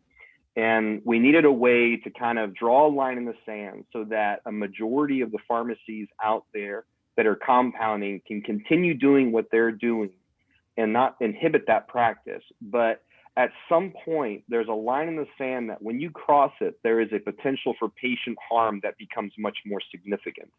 And so we then began to try to challenge this line in the sand until we came up with a definition that made a lot more sense. And if you look at the basic components of the line in the sand, anytime you're dealing with an open system of powders, so whether you're crushing up tablets or opening capsules or starting with bulk powders, and you're manipulating those in a non-sterile environment, there is a high potential for harm, not only for cross-contamination with patients, but also with the staff of a pharmacy, that if you don't provide adequate safety measures to protect people from those airborne particulates, that's a big problem. And then, you know, you hear this part in the definition about beyond the FDA, manipulation beyond the FDA's approved intent. We know that there are cases where the FDA, you know, an FDA approved product has mixing associated with it, and we don't want to prevent pharmacists that are not technically getting into compounding to the extent that we are, to allow them to continue to do what they're doing. But if you're going to take a product that's been studied by pharma through clinical trial process and scientific investigation, and you're going to manipulate it beyond what's been tested in the laboratory, you really need the expertise to do that. And that's where we're talking about the initial training, which we mimicked the sterile CE requirements for initial. And then you need to be able to validate that somebody has the ability to produce a final product. And that's where the testing comes in play. And if you look at our current situation in the state, we don't have these types of requirements. And so we need that line in the sand.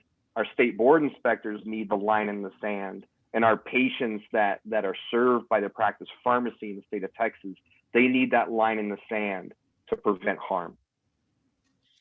Jeff, before the next question, so I believe that Ray has rejoined us, and we discovered that cold nuts and was in the waiting room as well. So Ray, you want to try to introduce yourself again? You're on mute.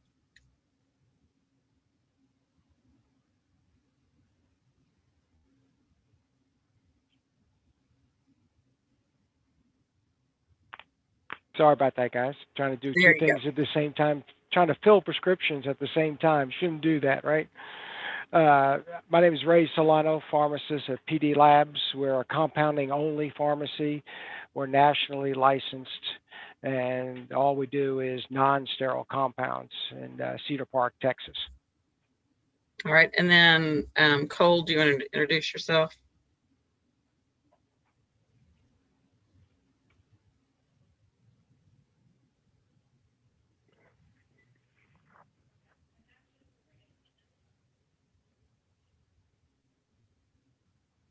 Yep, can you guys hear me? Okay, there I am. Yeah, hi, Cole Knutson with CAPS Pharmacy. So we do sterile compounding. So, you know, I was involved in this compounding advisory group, but these guys are the non-sterile compounding experts. So, I've been involved with the sterile compounding for quite some time and have expertise in that area. But from the non-sterile part of it, I really kind of depend on these guys. I think I brought to the group kind of a balanced opinion on, some of the things I saw on the sterile side, when we discussed, these rules and everything. All right. So we have 4 people from the advisory group, and Donna was the board member for the advisory group. So I'll open it back up to questions now. So Julie, unfortunately, I was not able to attend all of these meetings. I attended a couple, but I was not able to attend all of them. I did not attend the one in June. Okay. But I do know that there were differing opinions on many things. It was a big discussion that they had. I think that we probably need a full report, a formal report, so that the board can see kind of what everybody's, thoughts were before we would actually propose these rules. Thank you, Donna. What other questions do we have now that we have all 4 of them on here? Yes, Rick. Just a quick follow-up on the flavoring portion of that. Is that something you all discussed on your group as far as flavoring, antibiotics and some of the processes out there today for non-sterile? I can talk to that a little bit, Rick. I can tell you that flavoring there's more to it than what you might think. For instance, if we don't have the pH correct on a Prilosec suspension that we compound, then it unfortunately goes bad. And most people don't know that. They're not in this world. They don't live in this world. Therefore, they think, oh, you got to just throw this together, and I've got exactly 30 milligrams per teaspoonful in there, so it's going to be correct, right? And so we think in our brains, oh yeah, I did a good job. But if you don't know the rules of pH for Prilosec, then you don't understand that you're actually causing patient harm by lack of efficacy. So yes, it is important to have greater knowledge than what you might think, because what we don't know, right? And so is it better to have someone think they're doing the right thing or to validate that they're doing the right thing? And so for us, I mean, like for instance on Jenny, she has her technicians all qualified every 6 months. So do I. And not in every dosage form they compound, they have to validate that process. And we're always trying to prove that we're okay. I mean, I remember the board coming in years ago and say, hey, Jim, have you ever tested potency of any of your stuff? And I said, sure. And they said, what about T3? And I said, well, I just got back 2 tests on T3 slow release capsules that passed. They said, well, you're one of the first pharmacies we've ever seen to not only to test it, but to prove that you can make it, because it's very hard to make. It's probably the hardest compound we make in this pharmacy. So again, if I hadn't tested it and found out that I had some failures as I was doing my testing and validation of the process, I wouldn't know that. And people would be getting 50%, 75% potency on something that they need 100% potency on. So this whole discussion that we've been having for over a year has all been about helping those who maybe are underperforming to perform more safely, number one. And number two, we had a ton of feedback from the inspectors. They said, we need help, guys. We need to know what to look for to find out who's not doing a good job when we go into the stores. And so if they don't have the stores labeled properly as a compounding pharmacy, non-sterile or sterile, then how are the inspectors going to be effective? Because they stand between patient harm and for the state board, right? Jim, as a quick follow-up, there are several companies that provide these flavor RX product. They check for simple stuff, flavoring antibiotics and whatnot. Did we reach out for any kind of feedback from them or what they think on their service that they provide some pharmacies? We did not talk to those folks, okay. as far as I know. Thanks, Julie. That's one of the things that I think we need to investigate, because I totally agree on the majority of what you all are saying today. And if you are compounding a product in itself and then you flavor it, I agree, the pH and all of that needs to be tested. But there are systems out there that is their job, that is the whole company, is for commercially available products to be flavored. And I would hate for those to be put into the same bucket, because then we would be hampering thousands of kids that won't take their medicine, won't take their Septinir or anything, because it's not flavored. So I think we need to be really cautious about what we are lumping into this, because there are ways to do the flavoring on commercially available products that would not change the pH or anything already been tested. That's the whole company, that's their whole business model. So I think we need to be careful about doing something like that.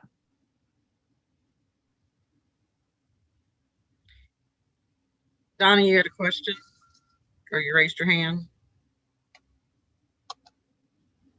Donna, you're on mute.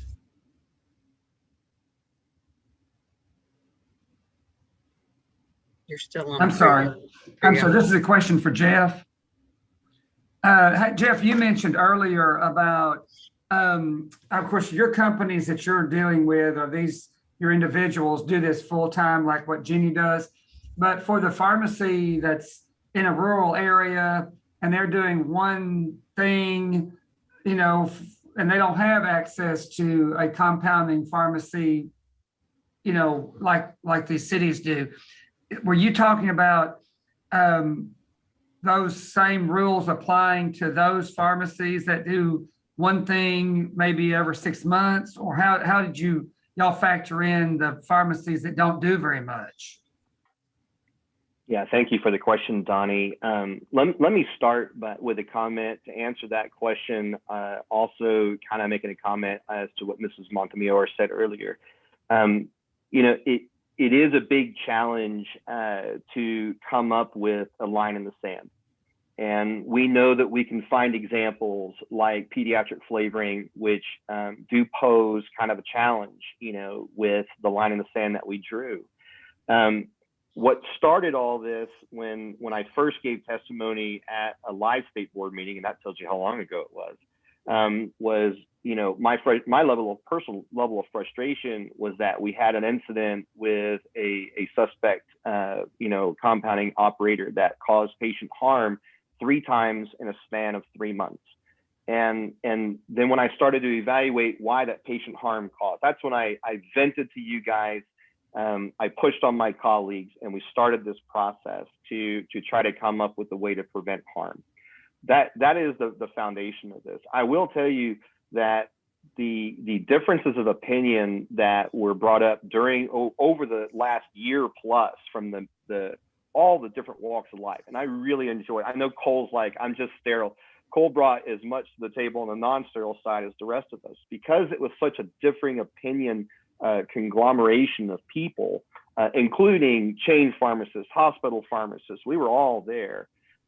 Really, the direction that the whole task force was headed was way more stringent. It was really going to be way more oppressive. And what I told them, and we all kind of came to the agreement, was we don't need to jump off a cliff here and restrict the guy out in rural, Texas from doing what he's doing.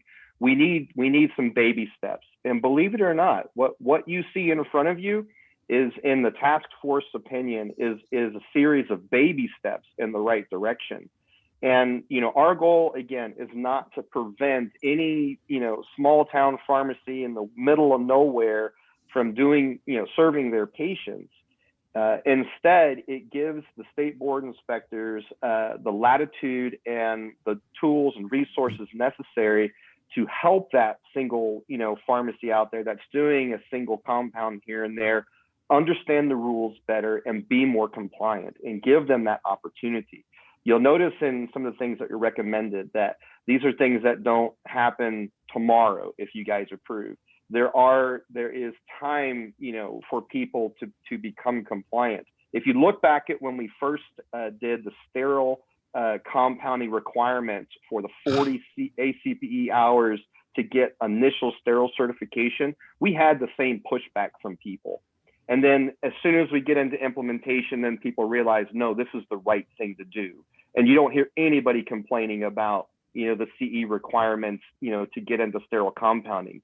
It's a necessity if you want to prevent patient harm, but it's not the only thing. And these rules that we've proposed, they're not the only thing that's going to prevent patient harm. These are just baby steps in the right direction.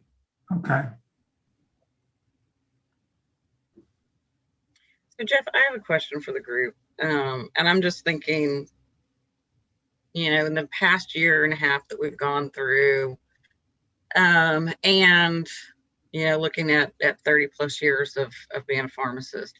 So did y'all look at any situations where, say, there is a pandemic or an epidemic, and there is not a commercially available product? And I'm thinking back to the old days of, Tamiflu suspension not being, all of a sudden every wholesaler's out of it. It's not commercially available. We know it's not commercially available, and pharmacists jump into action all across the state to then compound it. Was there any discussion on that? Because I look at that as being something that would cross the line in the sand, but we all know from access points and from public safety and public health that, we'll all be called to possibly do something. And I'll jump in here. I apologize, but I wouldn't say that we spoke about that more directly. We had a pretty thick agenda. There's a lot of, I didn't realize how thick you had to get into wordsmithing. Megan was a doll. She was great in helping us, and Kirsten in understanding the language and how to put all the stuff into a workable document, if you will. But I will say, just in hindsight and looking at what happened during COVID, if you would have asked me if we were going to be compounding hand sanitizer without a prescription and selling it over the counter, prior to this, I'd tell you there's no way in hell. And here we are, pandemic happens. FDA stepped in and CDC and told us what we could do. I think if you have widespread, emergency like that, I think the federal government is going to give us guidance. And I think, the state board respects that and is going to, do what the federal government says to do and allow us to serve our communities. In the case of Tamiflu, when Tamiflu became a widespread shortage, I believe we got guidance from the FDA on compounding that. And I didn't get deeply into that. So I'd like to hear from Ray and Jim or Jenny and anybody who was doing that back then, where that guidance came from on Tamiflu compounding. Because I think we did get some. There was some guidance, but it was very, very slow. And I'll not to step over the others, but it was slow in coming. And so it really kind of in those cases can delay therapy if we're not going to be proactive and be able to use professional judgment when we need to. And obviously, you know, the rule is there that says if it is commercially available, it cannot be compounded. But in the case where it is no longer commercially available, I see there possibility that, you know, all pharmacies could be called into action.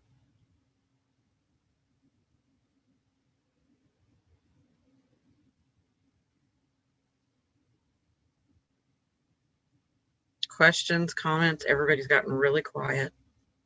I'd like to just add something to Jeff's and Jim's comments about flavoring the medication. And again, we struggle with this for a long time because we really were sincere. We wanted to do something and did not want to get an overly burdensome to the entire profession of compounding.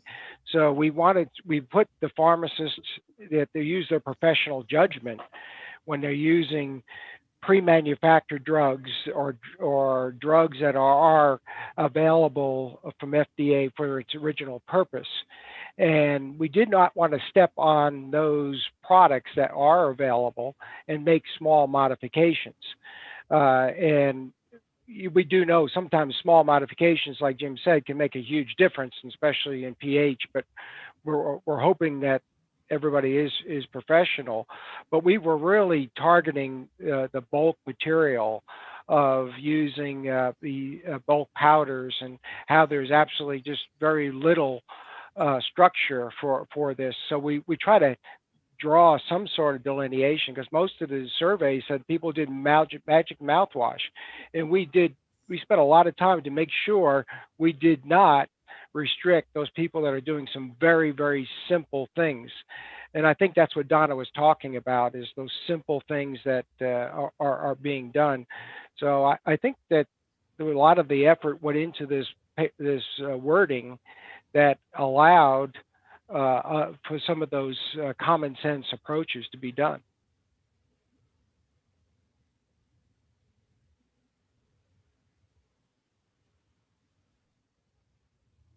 Other questions, comments? I do agree that these are just basic baby steps. I mean, if you compare these regs to, say, what PCAB requires, that is tremendously more in-depth and more detailed and just incredibly difficult at times. And this is just basic standards of practice is what this is proposing.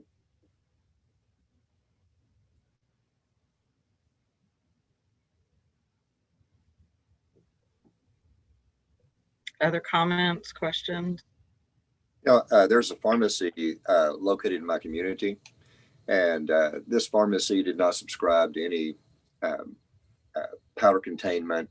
They were using bulk API, and the pharmacist ended up going to the hospital. She was in the hospital for 3 days before the hospital was able to determine what was wrong with her. And it turns out that she had an overdose of estradiol, testosterone, progesterone, DHEA, and pregnenolone. She had levels that were so high they couldn't even be measured, and which caused her syndrome. And so we realized that there are folks out there who just don't know what they don't know. They didn't know that she was being endangered by not having powder containment hoods, by having proper garbing gown. Bless my heart. I'm from West Texas. and so, you know, they didn't know what they didn't know. And so these are just some rules to help guide folks to do a better job. And not only because if they were not even taking care of their own employees, imagine what the public was getting. You know, it's a little scary. And the job of the state board is obviously to protect the citizens of Texas, not the employees of a pharmacy. However, it just shows you that what they didn't know hurt an employee, and what they didn't know was also probably hurting patients. So we've got to have some guidelines and to bring up the standard of practice to a minimum safety standard. And right now we just don't have that. and the inspectors were looking to us, please help us do a better job. So that's what these rules have all come around and about. So this is as much internal as it was from those of us who are at high levels of compounding. So internally, I mean, within the state board. Thank you, sir. Are there any other questions for our 4? Is it, Donnie, is the question for one of the 4? No, I was going to ask Megan a question. Okay, then hold your question. Okay. Is there any other questions for the 4? Just going to make one additional comment, just on the definition. Like everybody's saying, we worked really hard on that, but as we're going over it in this discussion, I can see there's some ambiguity possibly, and maybe we can tighten that up. But I think the ambiguity would be, well, does what I'm doing fit into the definition or not? And we've just got a couple of examples in there, but you mentioned, magic mouthwash, or maybe a couple of creams going together. So, I'm not sure if we can, define this a little bit better, but I think that, the effort that went in to create that line in the sand, and with the whole FDA section of it, I mean, if you're going to start, opening capsules or crushing pills and adding them to Serpalta or, whatever the case may be, I mean, at that point, that's actually, non-sterile compounding. But there are some simple things that wouldn't fall under that. But I think sometimes finding where that line is or what those products are might be where some of these questions are coming from. Any other questions for these 4 gentlemen? I just want to say thank you to all of you guys and gals who are on the advisory committee, because I know this was not an easy task, but y'all did a great job. So thank you. Yes, thank you for your service, definitely, for the board and the state. Thank you for the opportunity. All right, if there are no questions for these 4, we will let them go back into the public room.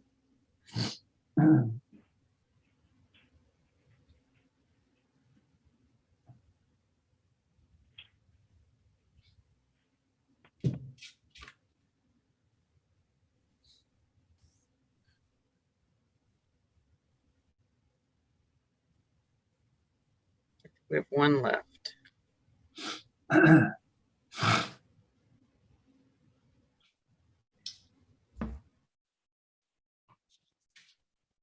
There we go.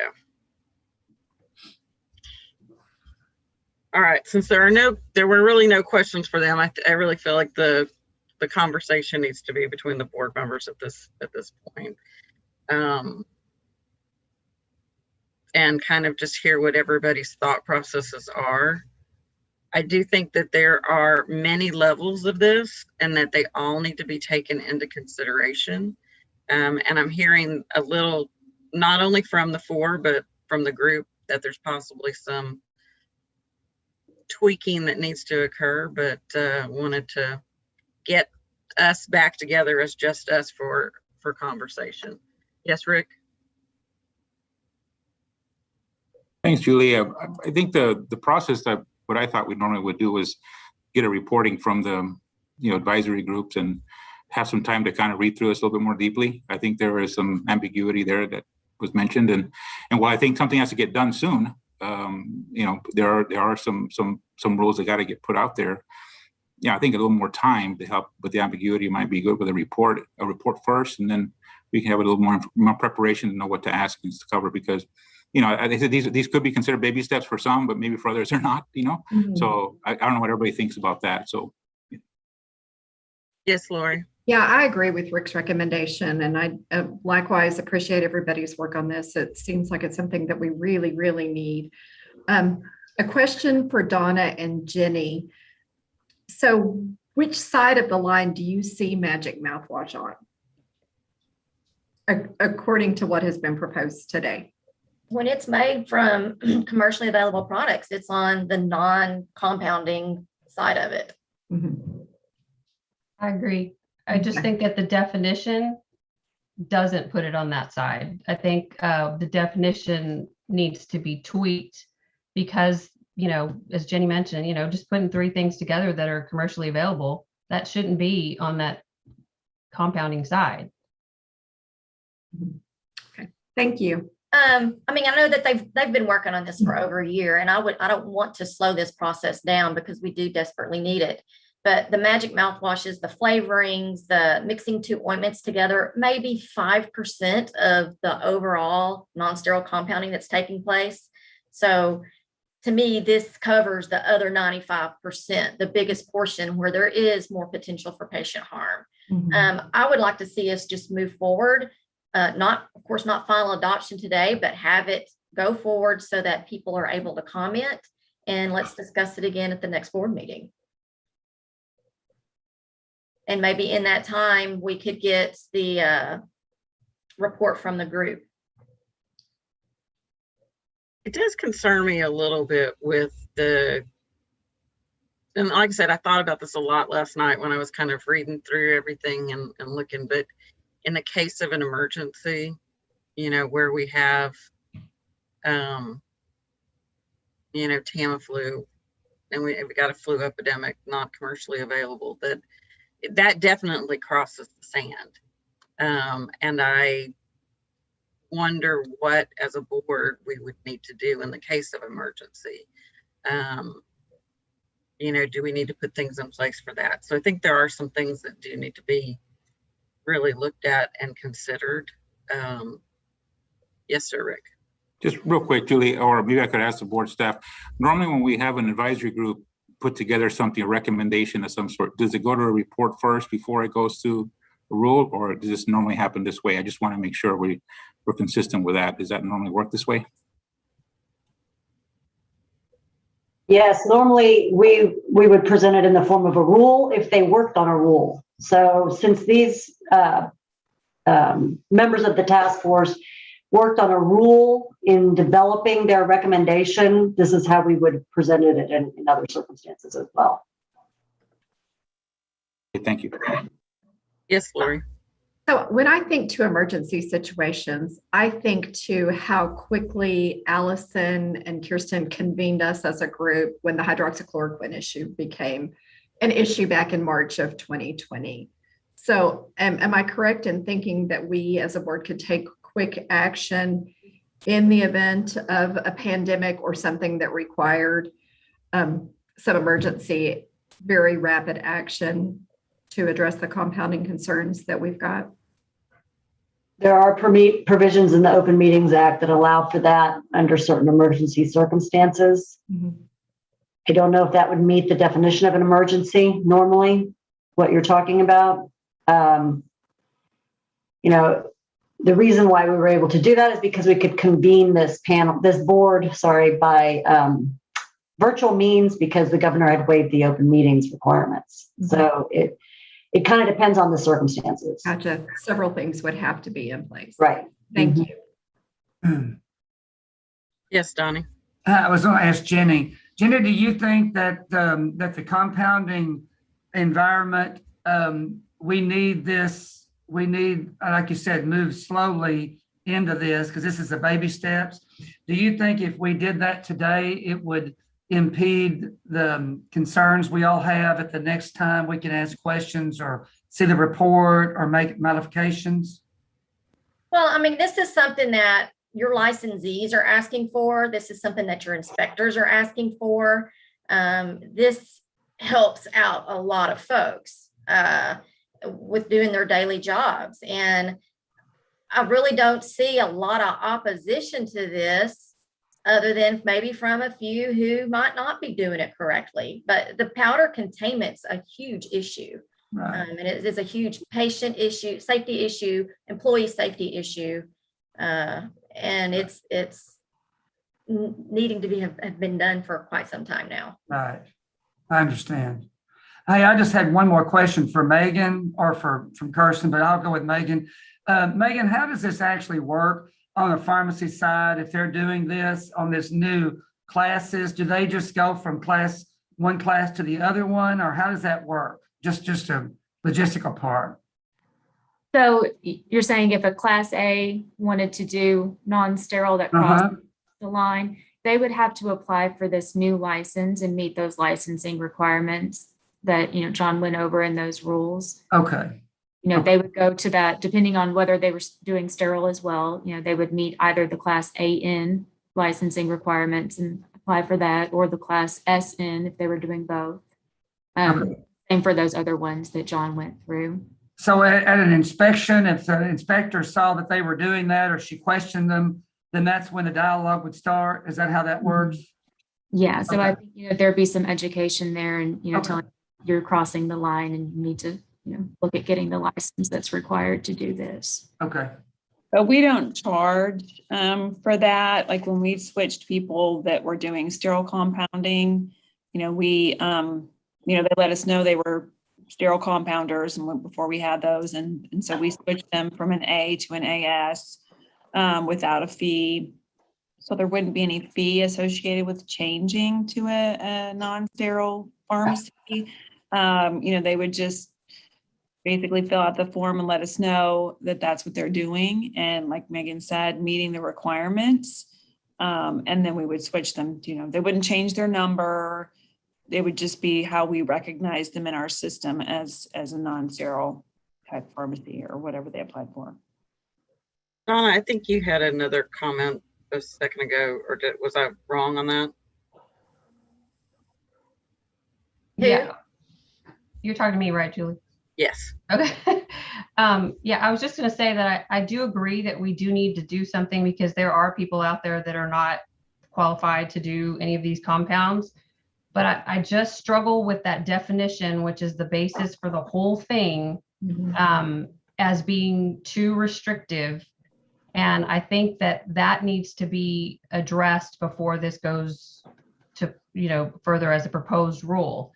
The training, all of that, I think that's great. All of those things are needed and necessary, but the primary piece of it puts a lot of people on the wrong side.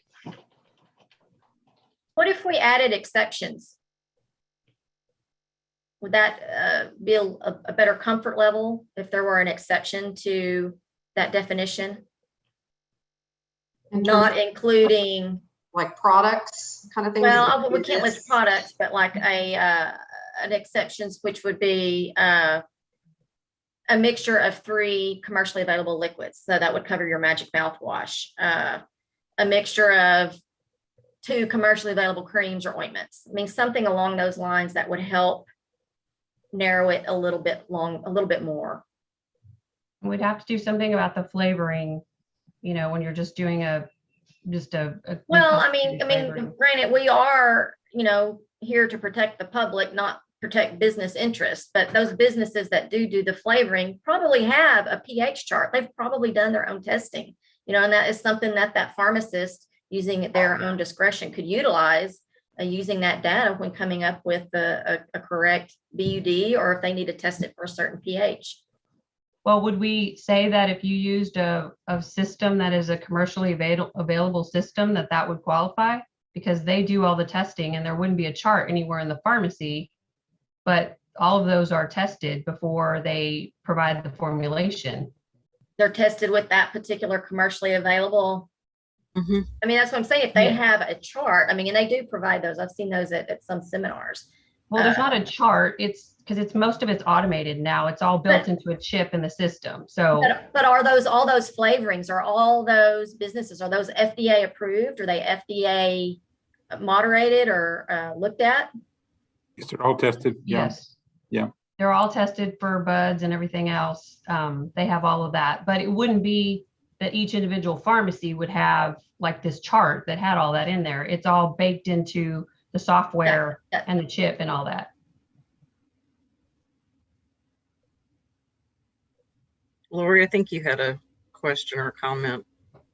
My only additional comment would be, I would feel comfortable moving forward with, I don't typically like to use exceptions, but it sounds like we need some exceptions and being very specific about some of these things.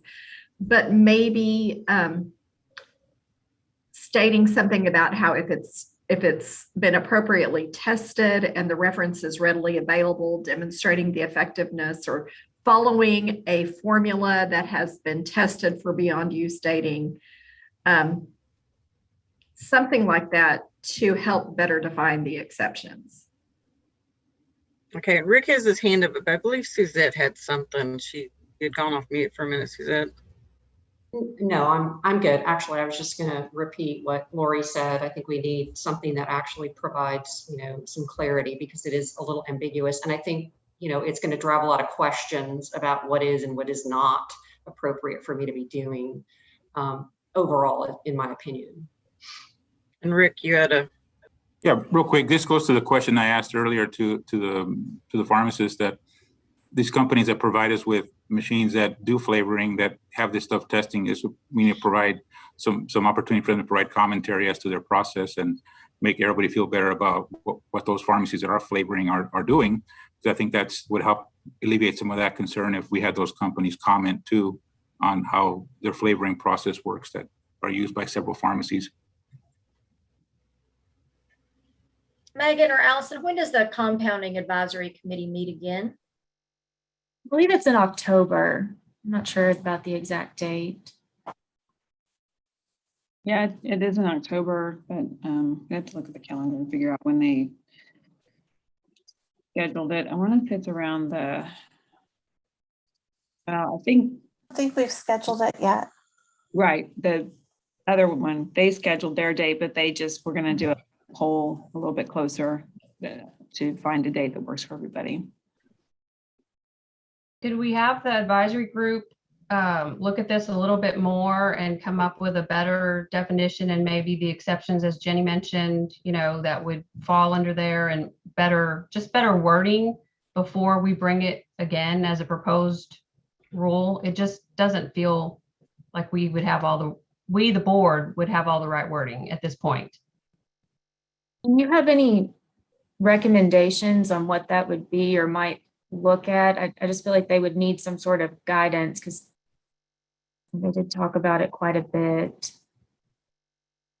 I think the things that have come up are the flavoring, and can we define, the topicals together, and maybe we do ask the question of, what do we do in the case of a, public health emergency? Is there an exception made at that point? And just maybe it was discussed, maybe it was discussed to Rick's point earlier. We don't have the report. There probably was a lot of discussion about what is and is not. So it could be available. We just haven't really seen it all, if that makes sense. There are minutes from the Compounding Advisory Group that you could look at and get some more, information about what had been discussed at those meetings. Another option that's available to you would be, to propose the rule and get comments, and you wouldn't have to adopt it just because you proposed it. You could read those comments and see what outside sources think about this as well. Can we table it, or Megan? Yeah, that's an option that's available to you. Okay. I don't think we should table it. I like Megan's ideas to move forward with it and get comment. I mean, we can keep revisiting it with every board meeting if need be. But as far as the previous meetings of the advisory committee, they've been in previous boards. We've discussed, or we read the previous meetings from those, the previous discussions from those meetings in our previous board meetings. Bonnie? I was just going to ask, I wonder if we had an exemption for the magic mouthwash or something like that, because every pharmacy that I know of in Texas, in a small town or whatever, they make that routinely for their cancer patients or whatever they've got going. But I wonder if we could make that one in particular exempt, that any pharmacy could make that without being in these rules. Well, I think that's where the conversation is about the exemption. And that's, to me, that would, because I don't need to have everything in the world, but that I want to be able to make in my little pharmacy and, wherever I am. But I'm like Jenny, I would go for go ahead and proposing it, and then discuss it before the next meeting or, prior to the. Because I mean, the definition specifies powders, bulk powders. Yes. And that's where the safety issue is and why you would need a powder containment hood, whether that powder comes from, a 1 kilo jar or a small capsule, is any powder containment. Right. Julie, at this point, are you just looking for a motion to propose? Well, I just want to make sure that everybody's voices are heard as far as the concerns. I'll go ahead and make the motion. Floor is yours then, Daniel. I'll make the motion to propose. I second. All right, we have a motion to propose and we do have a second. This would take it forward just for public comment. So Allison, is there any further comments before we take a vote?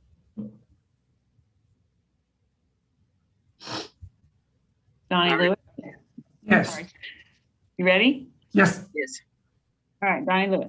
Yes. Jenny Yoakum? Yes. Greg Fernandez? No. Daniel Guerrero? Yes. Lori Hinkey? Yes. Brad Miller? Yes. Donna Montemayor? No. Suzette Tiarina? Yes. Rick Tisch? Yes. Thank you. And I did not get a count there. There were 2 against. All right, so it'll go forward for our next meeting for public comment. And we'll go from there. All right, so next on our agenda is the FDA MOU. And I'm going to let Allison start this off and then Megan will take us through it. All right. So actually, Julie, I think we have 2 things at 11:30. Oh, I lost track of time. Yes, yeah, no, me too. Yes, we do. So Kara, actually, we're going to turn it over to Carolyn then. Thank you, Julie. We're going to be looking at F.2.1 for the 11:30 presentations. Just as a preview, I have the report for you of the participants engaging with the board with the peer assistance program. Then will be followed by the Professional Recovery Network to give their expenditure and activities report, and also the internal auditor report, which focused this year on the compliance monitoring of your disciplinary orders, which includes those individuals who are required to participate in the peer assistance program. So looking at board staff's chart in F.2.1,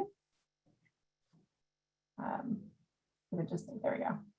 So the top of the chart is the review of the last 3 fiscal years for the number of participants.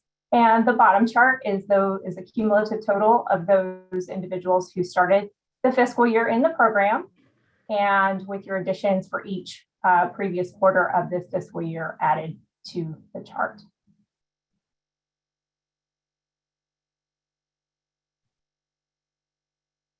All right. Did you want to introduce our? Yes, Raquel Leal, if she's in the group. Hi, good morning, board. My name is Raquel Leal, and I'm the director of the Professional Recovery Network. And I'm here this morning to present on PRN's 4th quarter for fiscal year 21 report.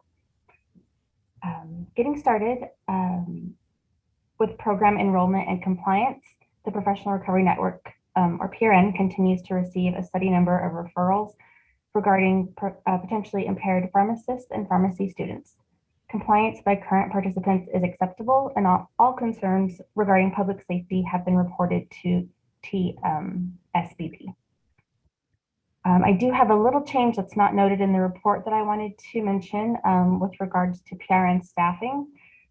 In mid-July, we welcomed Madison Norris, MSW, as a PRN case manager, and we have recently hired a 3rd PRN case manager who will be starting in a couple of weeks towards the end of August. And this information will be shared with you at the next report. Moving on to the next section, PRN participant activities and COVID-19.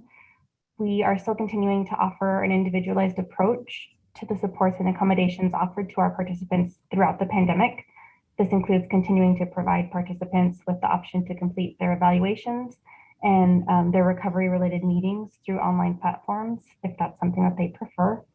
PRN regional coordinators continue to provide monthly regional meetings to our participants via an online meeting platform, as well as through teleconference, to ensure that ongoing peer supports are being offered. PRN has discussed transitioning to possibly moving to in-person opportunities starting January 2022. However, these decisions are still being discussed, and we hope to have these decisions reported at our next report as well. Moving on to the next section for program visibility and pharmacy school outreach. PRN has an upcoming scheduled presentation with the University of Tyler College of Pharmacy, and this is scheduled for Tuesday, August 17th. We will be presenting to the incoming pharmacy students as part of their new student orientation.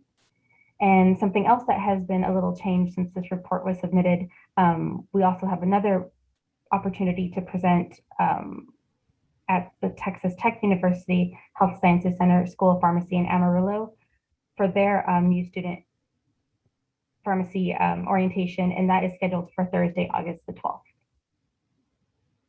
Moving on to seminars, as mentioned in the third quarter report, PRN's spring seminar was held on an online webinar format, and this was on May 19th at 11:30 in the morning.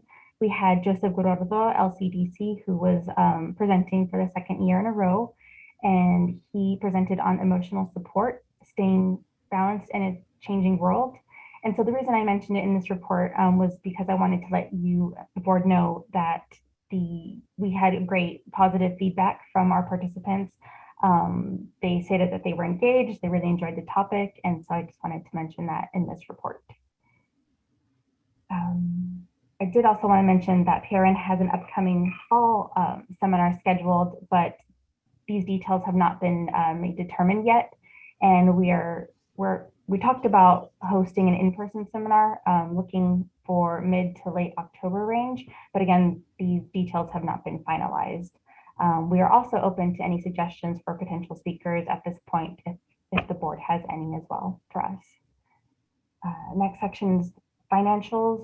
The last page of this report, you'll see attached a PRN expenditure report showing September 1st, 2020 to May 31st, 2021. The last point talks about LBD numbers, and here the numbers were originally submitted to TSBP on June 10th, and numbers include all licensed pharmacists and pharmacy students currently enrolled in the PRN program. As of now, we have 7 volunteer pharmacy students, 0 board-ordered pharmacy students, 40 volunteer pharmacists, as well as 40 board-ordered pharmacists. And then the last page again shows the expense report from September 1st, 2020 to May 31st, 2021. Thank you, Raquel. Yes. Are there any questions for me at this time?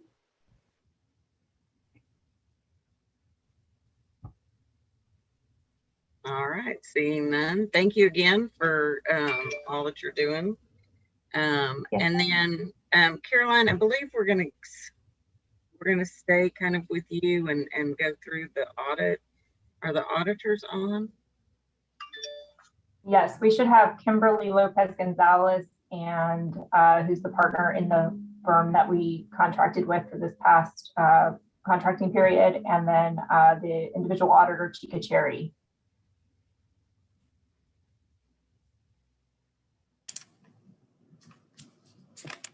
Hello, can you hear me? Yes, ma'am. Hello, Madam Chair, members of the board. I'm Kimberly Lopez Gonzalez.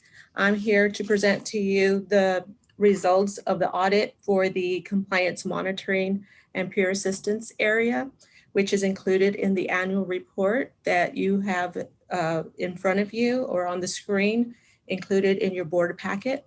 In accordance with the Internal Auditing Act, an annual report is required to be prepared and submitted before November 1st of each year to the Governor's Office, the LBB, and the State Auditor's Office. This report does meet the requirements as prescribed by the State Auditor's Office as it pertains to the content and the form. What's included on the screen right now is the table of contents. Everything that is included in this table of contents has been prescribed by the State Auditor's Office. So it does meet those requirements as I indicated. In addition to that, in accordance with the approved internal audit plan, which was dated January 6, 2021, and approved by you board members on February 2nd, 2021, if you can scroll down to page 2 of the report, you will see that there is a summary of the 2021 internal audit plan as prescribed, as approved, which included the completion of the fiscal year 2021 risk assessment and audit plan, which of course in February was approved, the compliance monitoring and peer assistance area audit, which is included in this report, and a follow-up of prior year internal audits that was included in last year's fiscal year report that were not fully implemented. So we also performed a follow-up of those comments and recommendations. The rest of the report, as I indicated, is just the information that's required to be included on pages 6 through 10 of this report. This is an executive summary of the compliance monitoring and peer assistance area for background information for the board members to have. It also includes, if you'll go down further to page 9 and 10 of the report, it has our audit objective, the scope, and the methodology. Page 10 does have the procedures. Pages 9, the bottom of page 9 and going through page 10 includes the procedures that we performed. And as a result of our audit, we do have one comment, which they're summarized on page 11 of the report. So there is one comment that we have, which is related to performance measures. And then we have an observation that was noted as a result of the audit, which pertains to the peer assistance program minimum criteria. And those are more detailed, can be found in more detailed on page 12 and 13. So it gives you the background of the comment, it gives our recommendation, and most importantly, it also includes management's response to the comment and recommendation. Management is in agreement with our comment, our recommendation, and their response does indicate how they plan to address those, if not already addressed by now. In addition to those comments and recommendations, as I indicated, we did perform a follow-up of prior year comments and recommendations, which are found on pages 14 through 16 of the report. And based on our follow-up, there were a total of 9 items that we followed up on, and I'm happy to report that 8 of those comments have been fully implemented, leaving only 1 that has been substantially implemented as of the date of our report, which was for the 8 months ended April 30th, 2021. So at this time, I'd be happy to answer any questions that any of the board members may have as it relates to our audit and our report that you have before you. Thank you, Ms. Levis. Any questions in regards to the audit by the board? This does conclude our contract with the pharmacy board. I believe you are probably all aware that for fiscal year 2022, the board has selected another firm to perform these services. I'd like to thank the board at this time for providing us the opportunity to serve you in this capacity. And should you ever need further assistance from us, we'd be happy to help in that regard. Thank you. Thank you so much, and thank you for all your work on this. Any other questions? Seeing none, thank you, Ms. Lopez. We thank you for your service and for the report.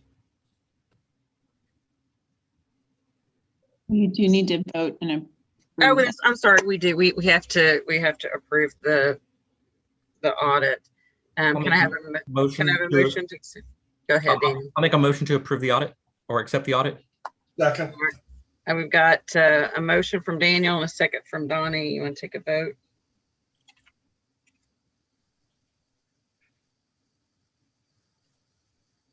All right. All right, here we go. Donnie Lewis, Yes. Jenny Yoakum, Yes. Rick Fernandez, Yes. Daniel Guerrero, Yes. Lori Hinkey, Yes. Brad Miller, Yes. Donna Montemayor, Yes. Suzette Tiarina, Yes. Rick Tisch. Yes. Thank you all.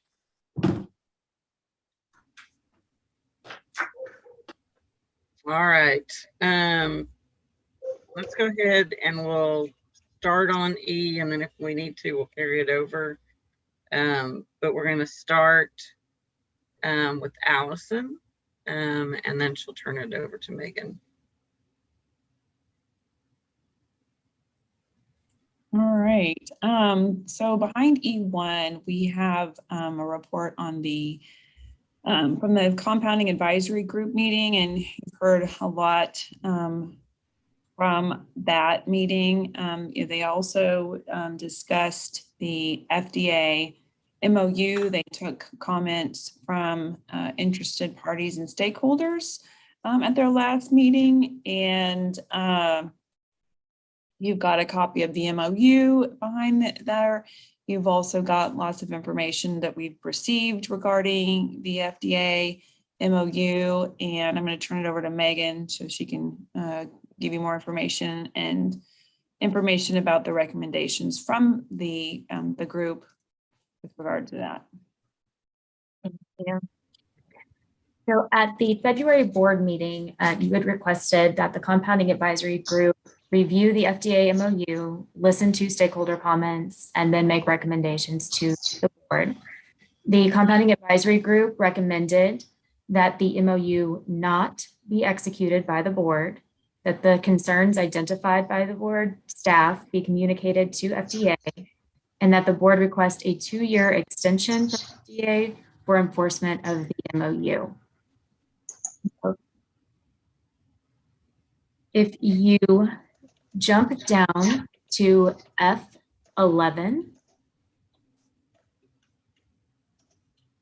you have first a copy of the MOU, and on page 14, you have questions and answers from the FDA website. On page 16, you have a memo written by Kirsten detailing issues staff has identified relating to the MOU. On page 18 is information provided by NABP. And on page 28 is information from the Alliance for Pharmacy Compounding. So FDA will begin enforcing the 5% limit on compounded drugs distributed outside of the state by a pharmacy located in a state that has not signed the MOU on October 25th, 2021. And it's important to note that dispensing of patient-specific prescriptions is included in the MOU's definition of distribution. And so if you'll turn to page 16, I'll briefly go over the issues that we've identified for TSBP. And first, we have reporting distribution of inordinate amounts. There are no statutory requirements for pharmacies to report this information to an outside entity such as NABP. Attempts by the board to mandate this reporting to an outside entity may be considered an overreach beyond the agency's statutory authority. Pharmacies may not want to share what could be considered sensitive financial information. And if a pharmacy does not report to NABP, TSBP is still responsible for collecting the data and reporting pharmacies that meet the MOU's inordinate amount threshold. Even if the pharmacy does report to NABP, TSBP is still responsible for reviewing and approving the submission to FDA. And no funding for additional resources, including staff positions, has been appropriated to TSBP for this purpose. Next, we have investigation and reporting of adverse events. The MOU requires TSBP to investigate any complaints about a drug compounded out of pharmacy and distributed out of state, and to share information about all serious adverse events related to compounded drug products distributed outside of the state within 5 days of receiving a complaint. Often we have determined the nature of a complaint and whether it would need to be reported within 5 business days. We might not have even entered it into our data system by then. Complaints often contain incomplete information and require some sort of preliminary investigation. Compliance with the MOU would also potentially require violating the Texas Pharmacy Act. So section 555.010 makes the identity of a complainant confidential, and 565.055 makes investigative information confidential with a few enumerated exceptions. FDA has said that they would not consider information to be available if its release is prohibited by state law, but that interpretation is not stated within the MOU itself. And then we have the legal authority affirmation. The MOU states that TSBP now possesses and will maintain the legal authority and resources necessary to effectively carry out all aspects of the MOU, which may not be feasible due to the issues that we just covered. And then lastly, there are the implications of not signing. Pharmacies in Texas would be limited to distributing, which includes dispensing to a specific patient, no more than 5% outside of Texas. And so, these are for the patients that are outside of Texas, not patients in Texas.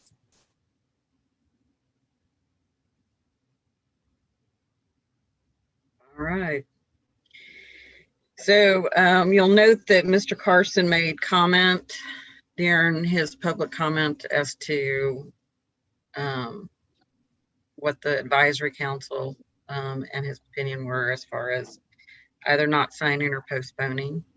We do have really three options, and that is to approve, to sign, to not approve, or to postpone. So at this time, questions, comments, thoughts by the board?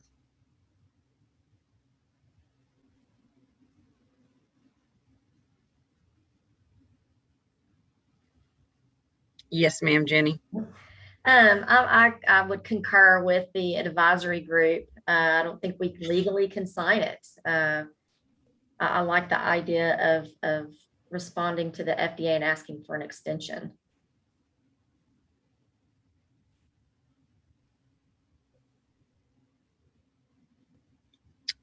Other thoughts on this?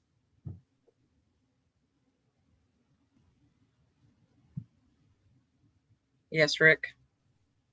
Are there any patients at risk if that extension is denied, as far as for pharmacies that ship out of state, but that maximum? I mean, I know there's we got some feedback from several that state that would be a problem.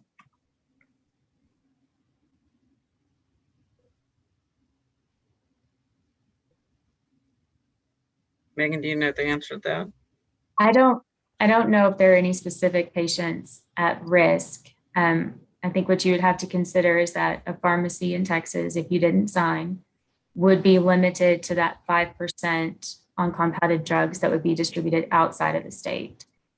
So if they were doing more than that, they would have to lower it to that 5% limit. Whether or not a patient outside of the state would have access to it from some other source, I don't know.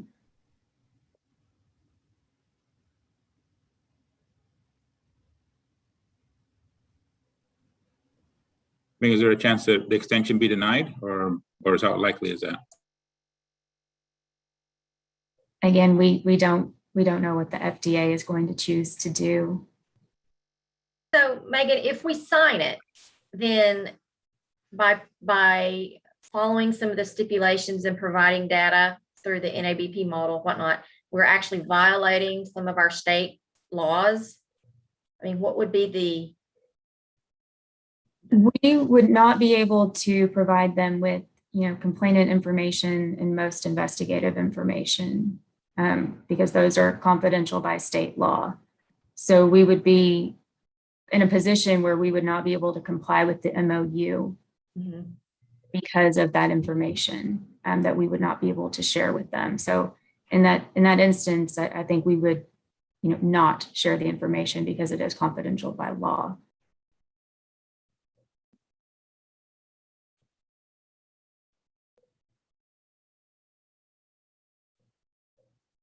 Thoughts by the group? So what were our options again? What did you say, Julie? Table it, deny it?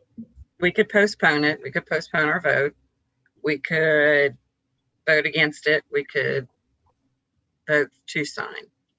And we all know that there's lots of discussion still going on, so we could gather more information with the time delay. Julie? Yes, sir. What time in October was it that was mentioned that? October 25th, 2021. Okay, did we not discuss that maybe delaying it until, I guess our next meeting will be in November though? Delaying it until there's more litigation about this, is that right? That was what Jeff had said. Okay. In his public comment. So really, to postpone puts it after the date. So if we just decline to sign, because we You can't want really sign to it. postpone in the interim, we could send that letter that the compounding advisory group recommended, detailing the concerns that staff presented and then requesting that extension.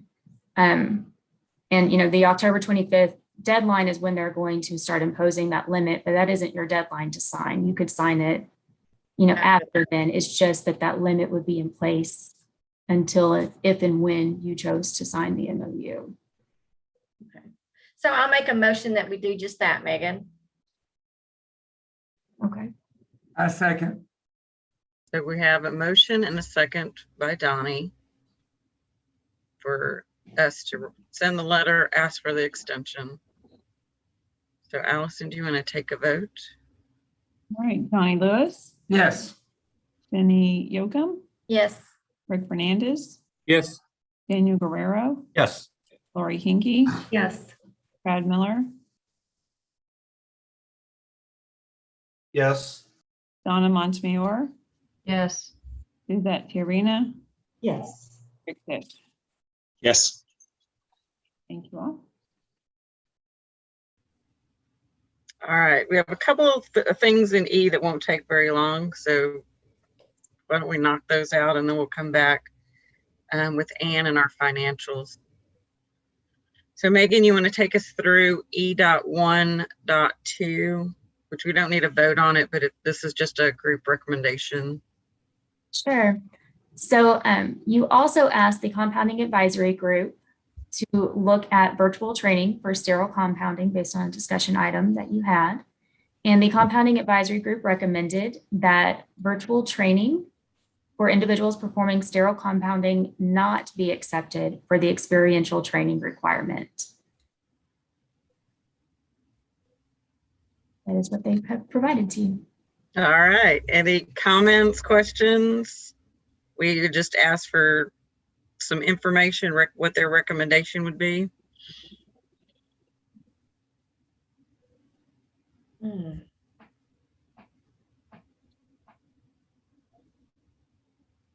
So Julie?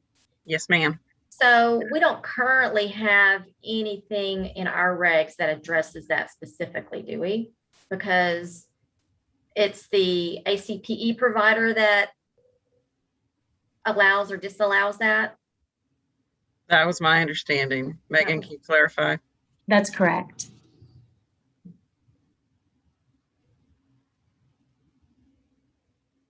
So we were just looking at it because that was in there and we wanted some information from the group, thoughts, with the continued pandemic.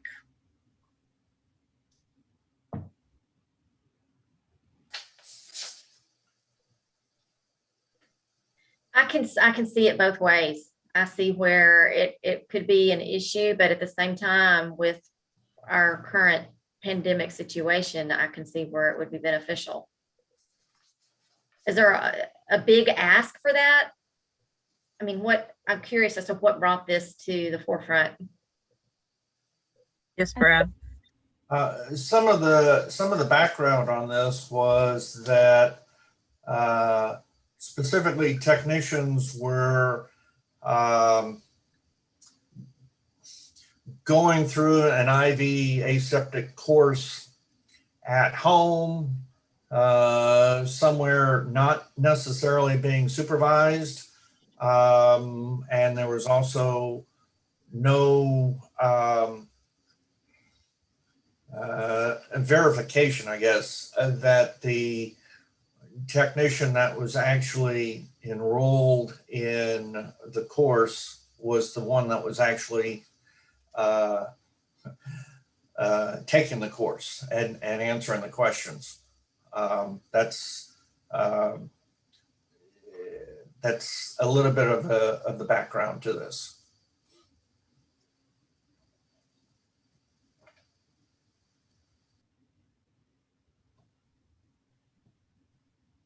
So currently there's no action on this, but I guess if everyone would look at it and review it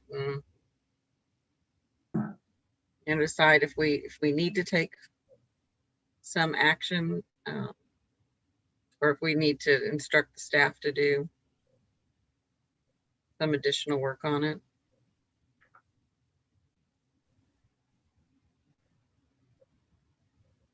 Seeing no comment. I just have maybe a thought. So we're asking for training to occur, right? But we don't have a way to validate it. I mean, would that be managed through like a policy and procedure with that organization, you know, that they would then, you know, require them to do it on site or something like that that has validation? Just curious. Trying to figure out how you know, still do virtual training, but you have more accountability for that training.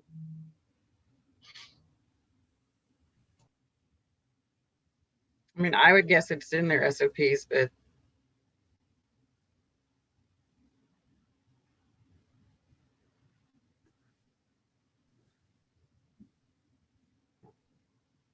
do we want to look further at this? Didn't we have somebody give comment on that she was upset about the fact that people were making sterile IVs and stuff, and they had never even touched a product before or seen it, and that was an issue as to why she thought that it shouldn't be completely virtual? That was a comment. Yes, it's your last board meeting, and that's why we took it to the compounding group to get interested parties' comments on that. So it seems that if we were wanting to move the compounding stuff because of safety, that this would be a safety issue as well. If people are making IVs and they haven't even been, you know, around one and actually seen one and done one. Well, they do have to have on-the-job training as well. So they have to take a 40-hour course that's ACPE approved. And ACPE determines what acceptable in a course or not. And then when they go to their employer, they're also required to have some on-the-job training before they're mixing things that are dispensed to patients. So they would need to have that on-the-job training as well. So they, you know, wouldn't just show up at a pharmacy, never touched a, you know, vial or a bag or whatever, and start, you know, trying to mix it up. Bradley, you had a comment? This was brought up by Liz Wilroy from Houston Community College and at the last board meeting, and she brought up a couple of examples. I'm sorry, I don't have them, of different websites where the training was one was like a cartoon, and you just kind of match the syringe to the vial, and you don't actually touch and manipulate anything. And there was another website that she also referenced. I don't remember that one. This is just this this E1.2 is just, I think, a little bit more specific for specifically for the techs, but also for the pharmacists in ACPE IV certification. So Lori, what is your thought on that? I mean, you all do this every day. Do you think that that needs to be included? I'd like to take a closer look at it, but my thought is, I mean, there is the on-site training and demonstration that has to occur. It would be apparent very quickly if somebody was not adequately prepared to do that as part of their job function. And so I think that on-site validation and training that we already have in place as a requirement, it's important to keep that in mind as we look at this. Well, and the other courses are ACPE, so we have to balance that out too. So do we want to take this just as good information and then look at it further if we feel we need to? Because there's no vote on this. It was just for informational. We asked that it be done.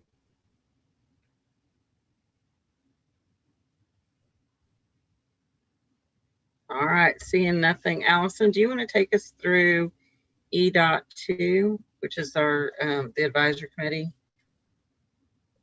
Right, yeah, so behind E2, you have the minutes from the Prescription Monitoring Program Advisory Committee, which is a committee that we're required to have statutorily, and they met before this meeting, and they they look at the PMP and make recommendations.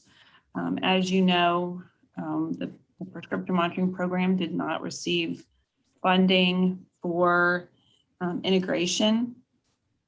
And so they had some discussions regarding that and, trying to look at ways that we might be able to get some funding before September 1. However, we don't really have anything that isn't a viable option at this point. So hopefully entities that are integrated into the PMP, if they want to maintain that integration, they will need to begin paying that themselves. But that was probably the main conversation. You can see there's some other things there that they discussed, and they'll be meeting in October as well.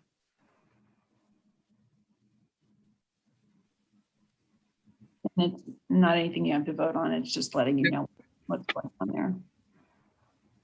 All right. So we have a time of 12:10. Probably this is a good breaking point. Break for lunch. Should we say back at 12:45? Sounds good. All right. Well, we will see everybody back at 12:45 then.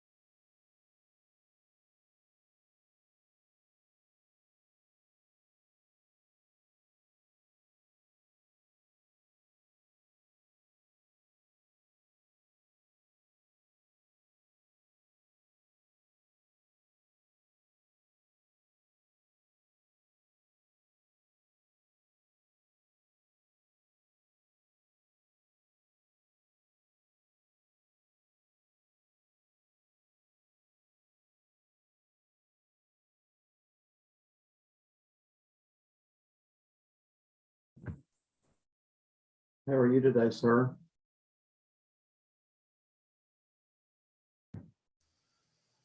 Just fine. Tim, how about yourself? I am great. Thank you very much. Have you found a place yet in Austin? I'm in Mueller. I got an apartment in the Mueller area. I really like it. It's about 9 or 10 minutes from work. I'm a little spoiled already. So after this first year, when I move somewhere else, I'm gonna have to get adjusted to not being 9 or 10 minutes from work. Well, that's good. That is good. What part of Austin do you live in? I'm sorry? What part of Austin do you live in? I'm in the Allendale Highland area, which is 45th and Mopac. Okay. Inside the loop, as they call it. Okay. It's about in the morning it takes me about 7 to 8 minutes to get into work, and so with where the location of the new board is going to be probably about 7 minutes. Wow. I'll be able to walk from the hospital over to the board, have a meeting, and then on the way back, stop off at Schultz's Beer Garden, have a beer, and then, Wow, what a life. That's awesome. Maybe even make the circuit over to the Capitol and say, hey, guys, and then, go over. That's pretty good. I understand that we've got some people that are running a little behind, so we'll kind of wait on them. I thought I would go ahead and remind everybody we're being recorded in live feed, but no worries. Daniel, don't laugh that hard. You could see my little bit of panic and no, I'm kidding.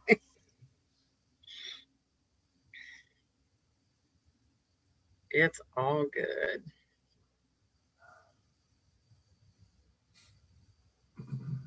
I did try to figure out if I could take y'all outside, but I don't think I can.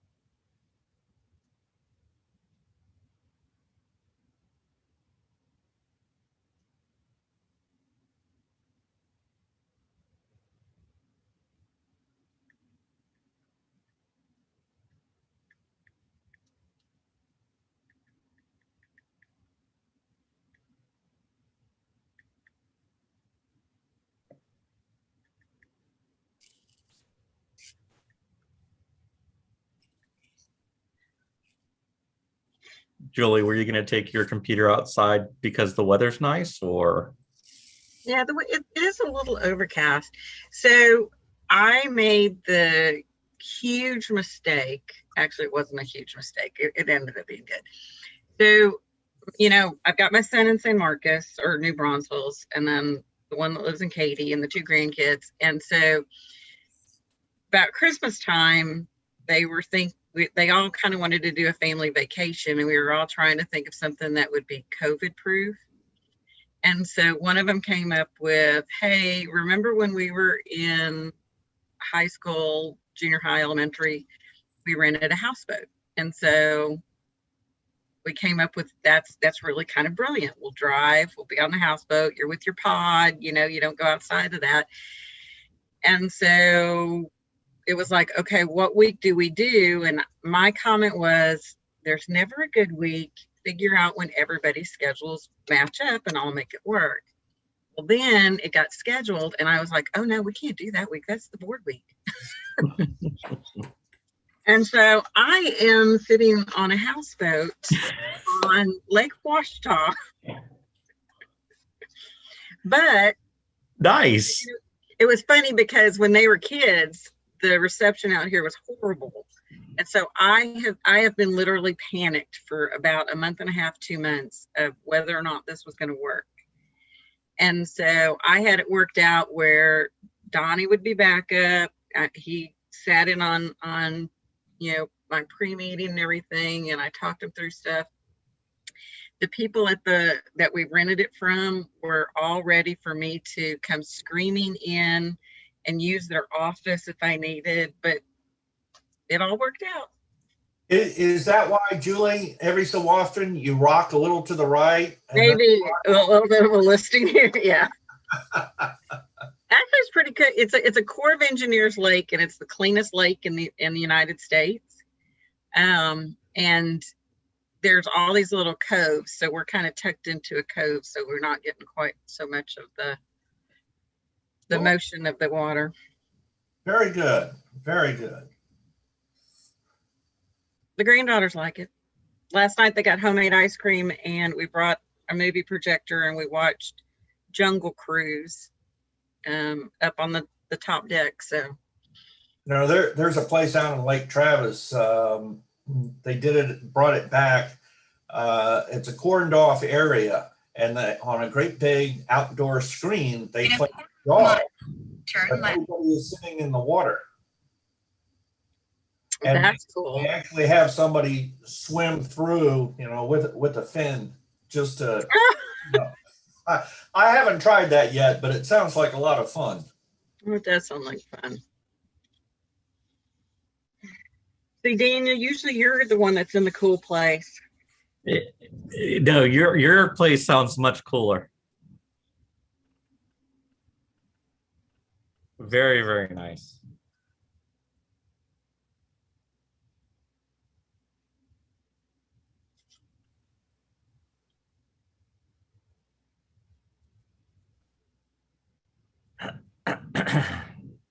The last time I was on with Daniel, he was in Hawaii or somewhere at a beach. Made the rest of us sick. I was in Playa del Carmen, Mexico. That was. And he was a beach somewhere. Sometime in May. I guess that was the end of May, maybe.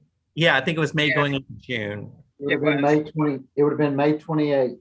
Yeah, and then June I was in Guatemala, and then I just got back from Costa Rica about a week ago, and now I'm stuck here for the rest of the year. I will go to Houston for a conference. So. All right, come see me. Yeah. I'll be there for the Texas Municipal League conference for a couple of days. Hey, Julie, it says they won't let us get on video because the host has to start it again. Is that something we need to do? Let me see if Ann or Shada can help us out. Oh, no, there you are, Rick. We got your background at least. There you are. Yeah, I was saying you couldn't start the video because the host had to let us in, but it looks like they took care of it right when I said that. You magically appeared. Magically. The bouncer let you in. That's right. Finally, I'm part of the cool club. I guess, Shada, if you can we take down the lunch break so we can see if everybody's here?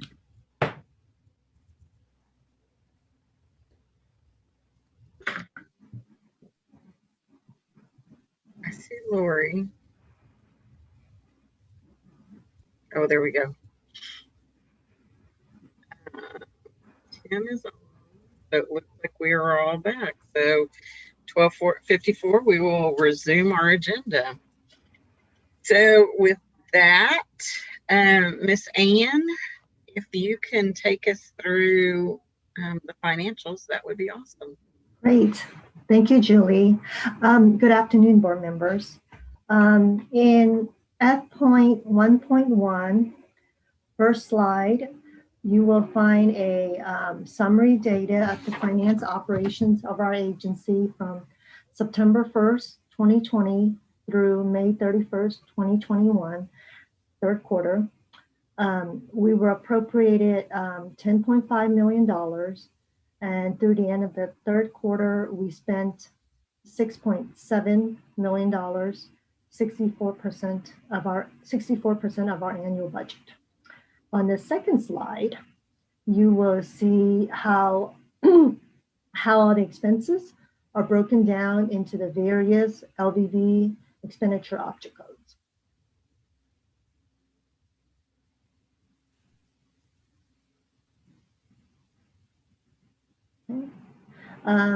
In F.1.2, you will see the travel budget for our board members. Because of COVID, no travel has taken place.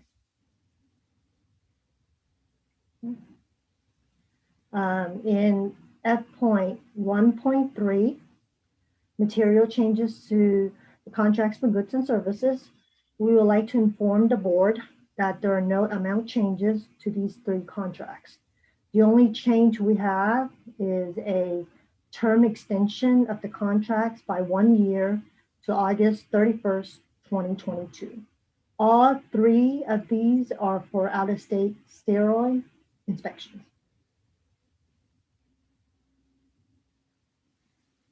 In F.1.4, you will find the budget for fiscal year 2022.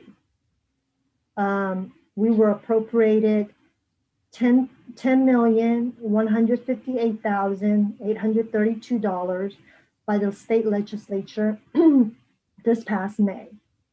And the budget is broken down into the various expense categories, such as salaries and wages, other personnel costs, professional fees and services, fuel, consumables, utilities, travel, rent, and finally other operating expenses.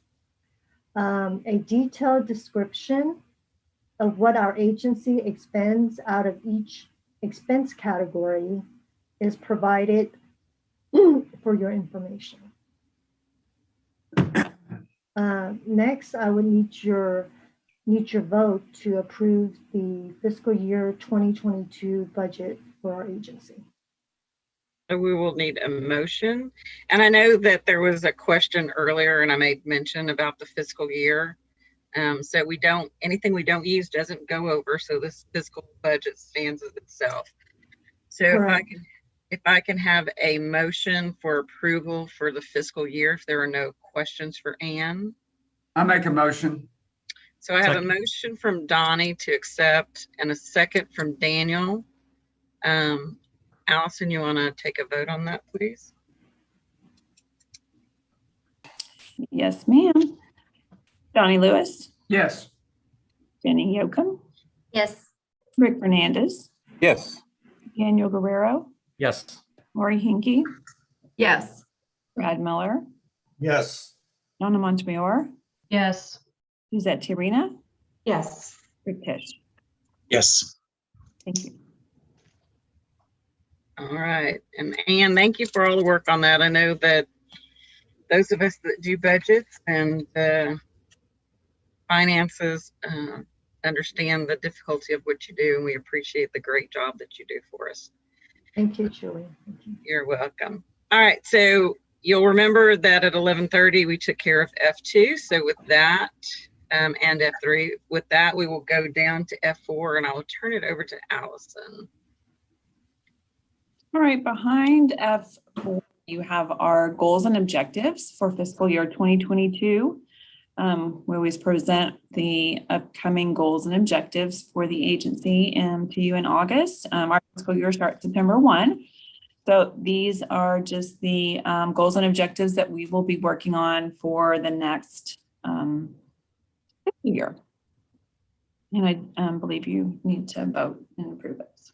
Yes. So as you read through these before the meeting, they're very much in line with what our objectives have continued to be. So if there are no questions, if we could have a motion to accept the goals and objectives.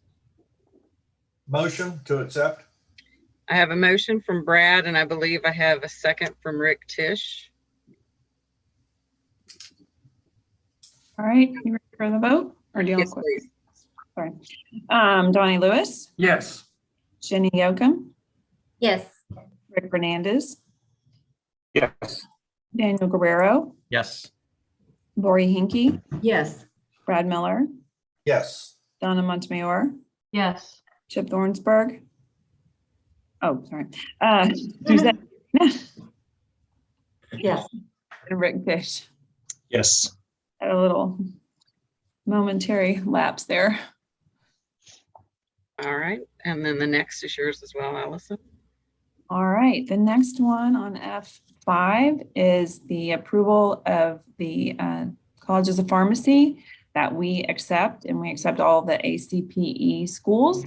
So we have a list of those there for you, and I just need an approval. You all, if I vote to accept those schools. All right. Do I have a motion that we continue to accept all the ACPE accredited schools? I make that motion. Second. We have a motion from Donnie and a second from Brad. Allison, you can take a vote for us. Donnie Lewis, Yes. Jenny Yocum, Yes. Rick Fernandez, Yes. Daniel Guerrero, Yes. Lori Hinkey, Yes. Brad Miller, Yes. Donna Montemayor, Yes.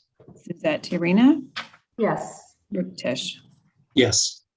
Thank you. All right. And the next is yours as well, Allison, but we need no approval on this. Right. This is just to let you know kind of our plan to start working on our strategic plan. So the strategic plan will be due most likely sometime in June is usually when it's due.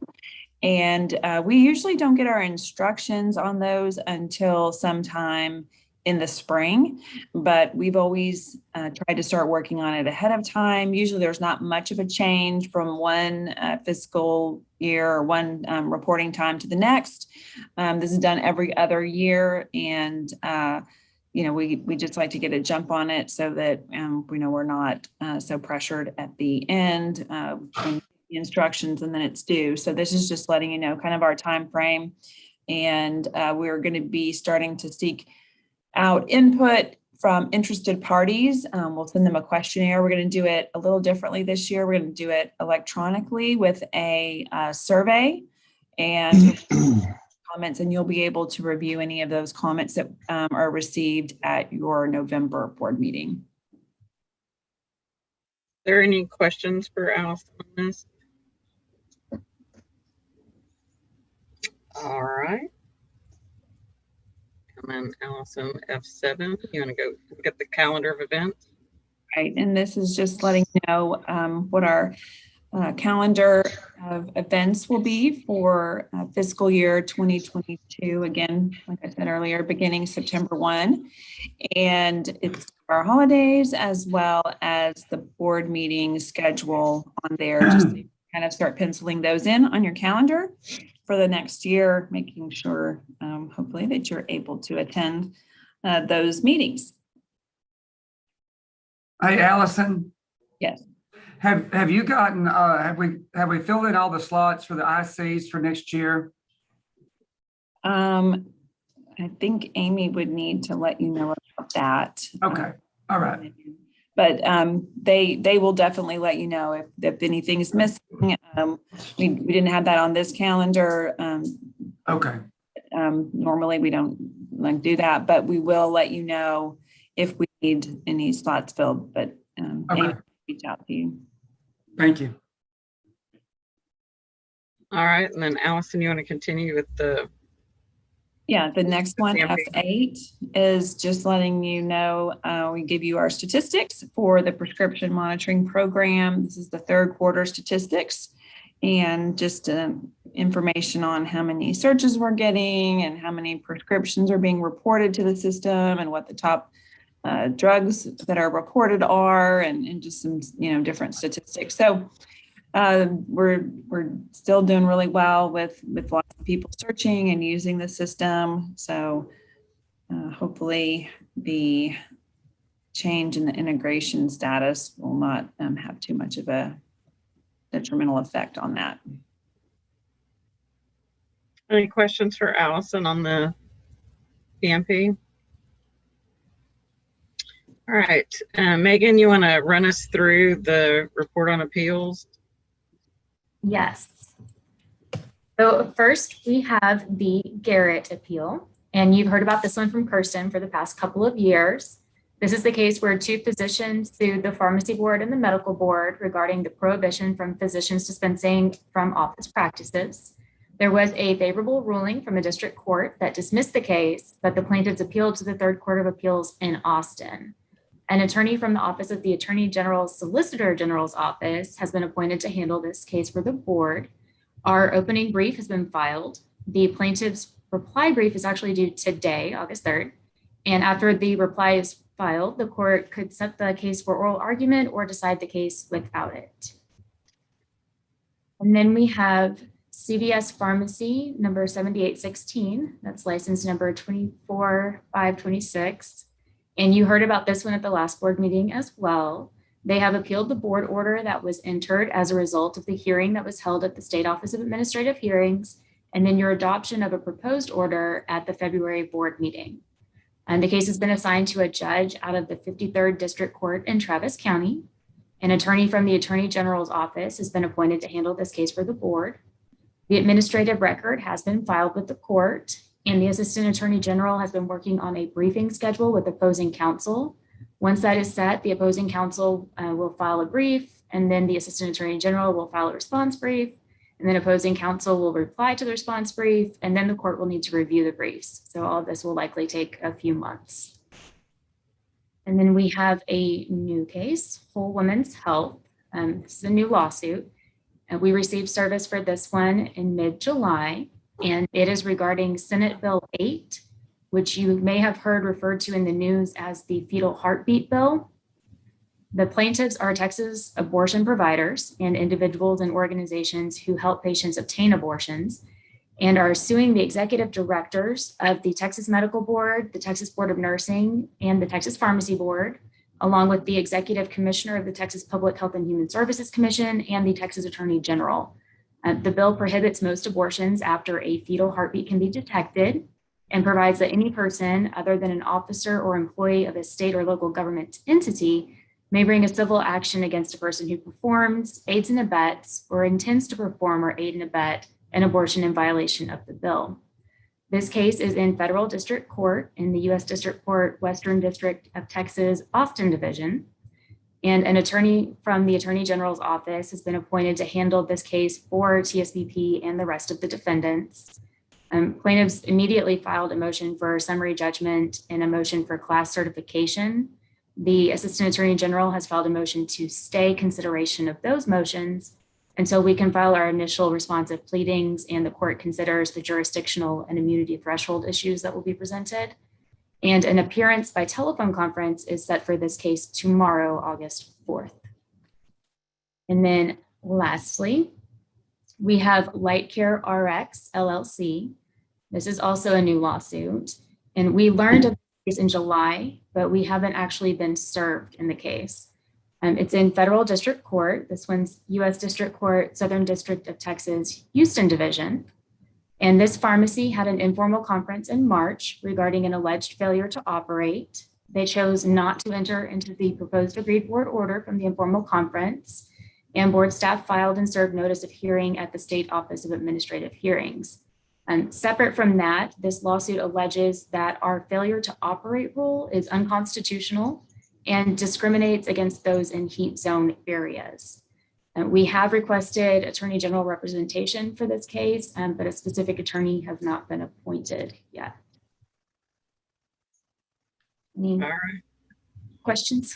Yeah, is there any questions for Megan?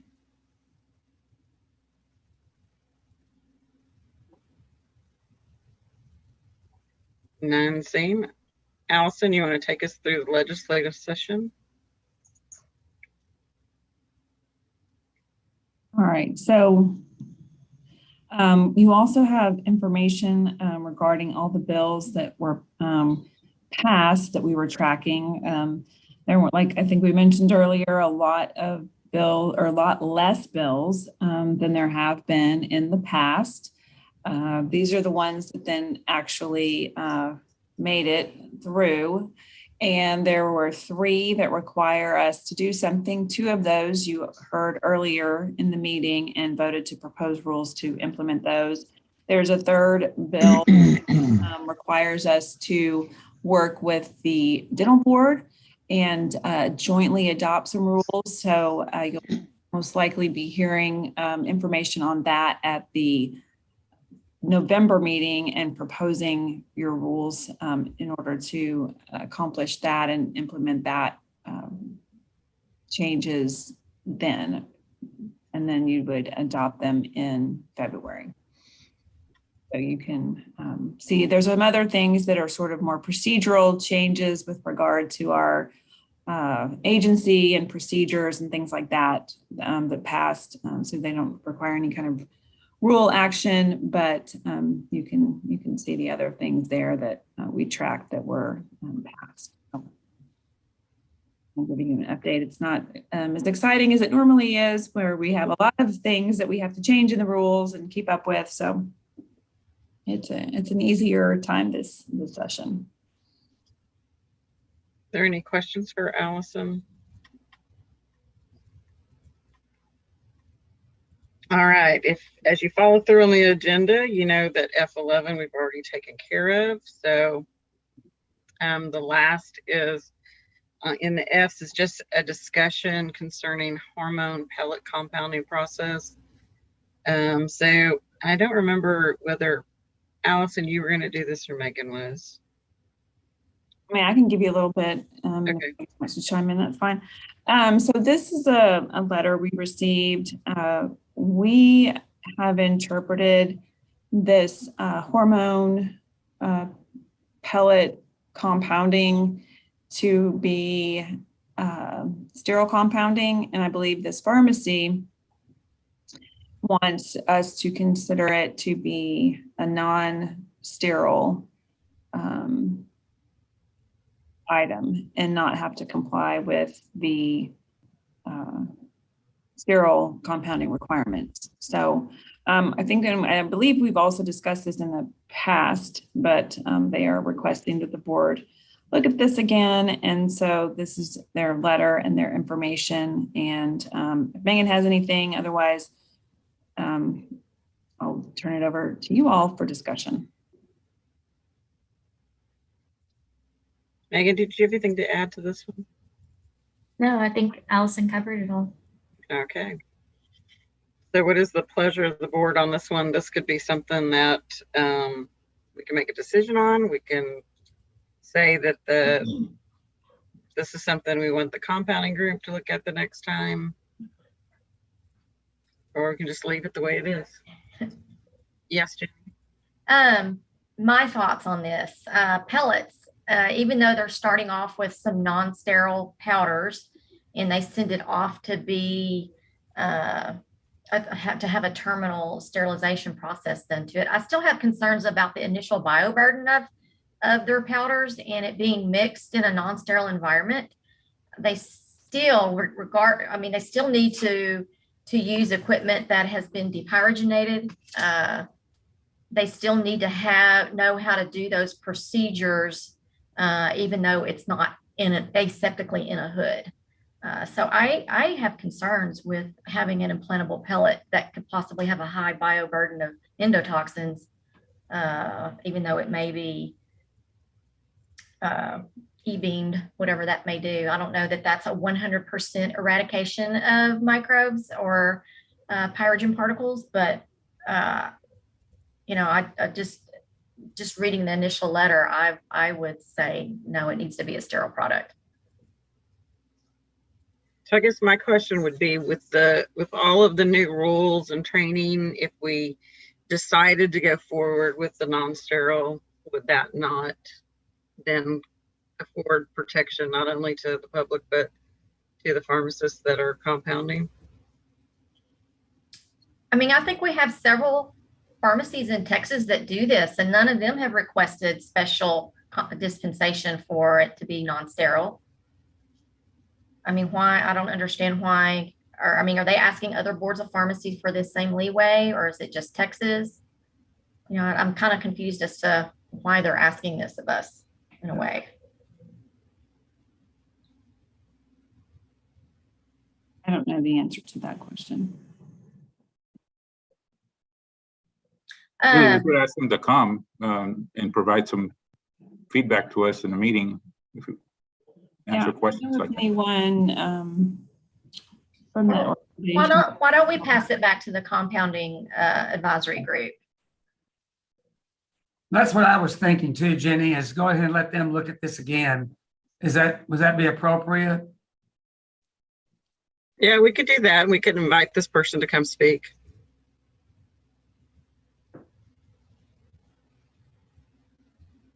So do I hear no action and make that recommendation? I would say yes. No Daniel? action. No action. Julie, I think they could test, provide commentary during their committee meeting directly to them if it's necessary. All right, sounds good. Well, then we will take no action at this time and let that proceed as so with that, Caroline, I think I'm turning it over to you.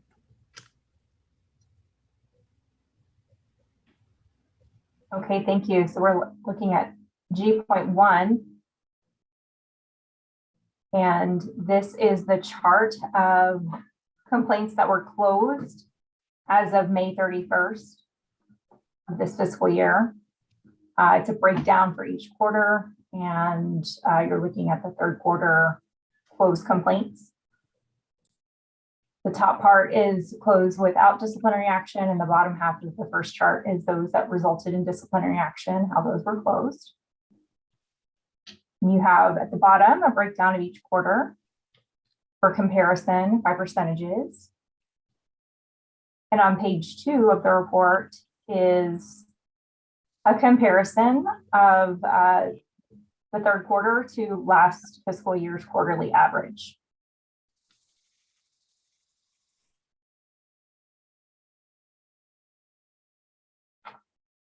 And then G.2 is your open complaints. This is your open complaints as of July 12th, 2021, and shows the average or the age of those complaints by the categories in chart 2.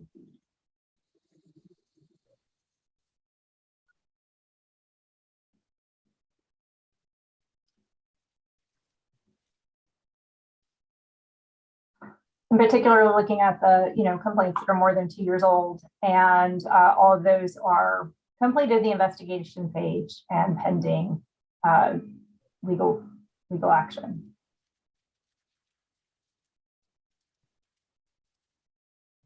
All right, any questions for Caroline? I mean, Caroline, you know that, I mean, the numbers over the years have been great. So your team always does a great job in taking care of it for us.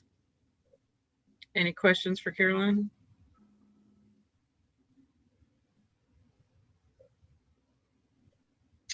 All right. I believe that next on our agenda, we'll turn it over to Megan so that we can look at the disciplinary orders. Thank you. So Amy sent you information associated with the items under H in a link last week, and then also an update yesterday afternoon. These are all of the agreed board orders, default orders, and remedial plans that have either been entered by the executive director or are being proposed to you. First, we have H1, and this is a report on all of the orders that have been entered by the executive director. These are ones that you have authorized the executive director to enter. And this item does not need a vote. It's just here for your information. And if you don't have any questions on these, we can move to the next part of H. So next we have H2 and H3. H2 are the proposed agreed board orders and default orders, and H3 are the proposed remedial plans. These include both orders and remedial plans resulting from informal conferences and those proposed by mail per your previous instructions. You'll notice for the orders resulting from an informal conference, the chart indicates the board members that were at the informal conference. If you did participate in the informal conference, we would automatically recuse you from that vote. Unless you have any questions about these, we would need a motion from the proposed proposed agreed board orders and default orders, and the proposed remedial plans. So a motion to approve both items H2 and H3. Do I have a motion? I make that motion. I have a motion by Donnie and a second by Brad. Allison, you want to take a vote, please? Yes, ma'am. Donnie Lewis, Yes. Benny Yocum, Yes. Rick Fernandez, Yes. Daniel Guerrero, Yes. Lori Hinkey, Yes. Brad Miller, Yes. Donna Montemayor, Yes. Suzette Tiarena,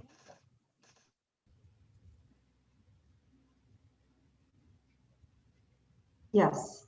and Rick Tisch. Yes. Thank you. Right. So our next item of business, since we are going into a new fiscal year, is to vote on our vice president, our treasurer.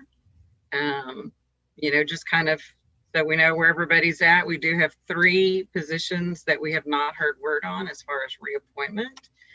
But at this time, I will take nominations for vice president. Jenny? I nominate Lori.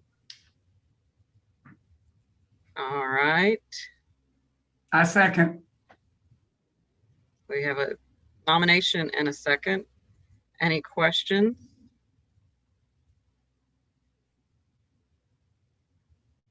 All right, if we can have a vote on that, Allison?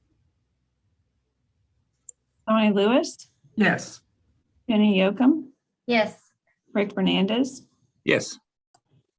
Daniel Guerrero, Yes. Lori Hinkey, Abstain. Brad Miller, Yes. Donna Montemayor, Yes. Suzette Tiarena, Yes. Rick Tisch. Yes. I think you can vote for yourself. All right, and then our next nomination will be for treasurer.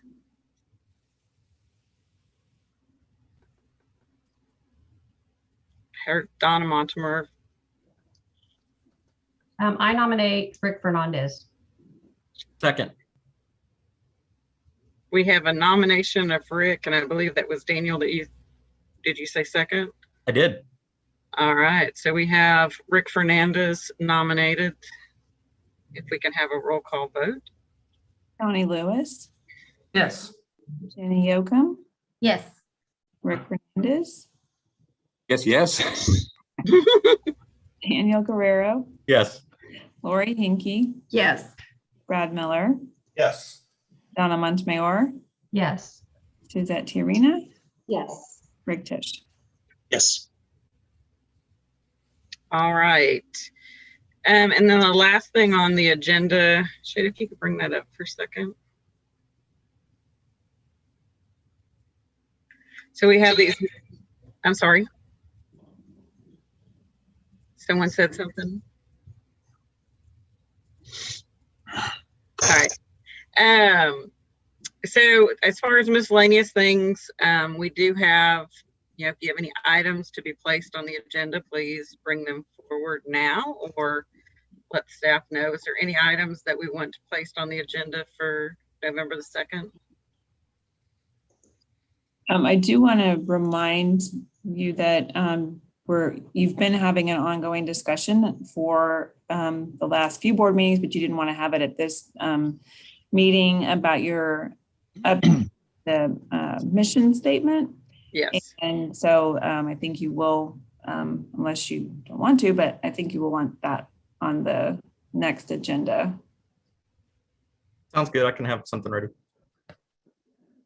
All right. That sounds great. Any other things to bring forward? All right. Madam President, if we need to help Daniel, if he'll reach out to us, we'd be delighted to, or if he needs staff to help draft something, we would be delighted to help. Just let us know. Sounds good. All right. Thank you. So as far as upcoming, we've got an informal conference tomorrow, which I have to thank Donna for stepping in for me. Donna and Brad will be doing it. We also have informal conferences on the 8th and the 9th.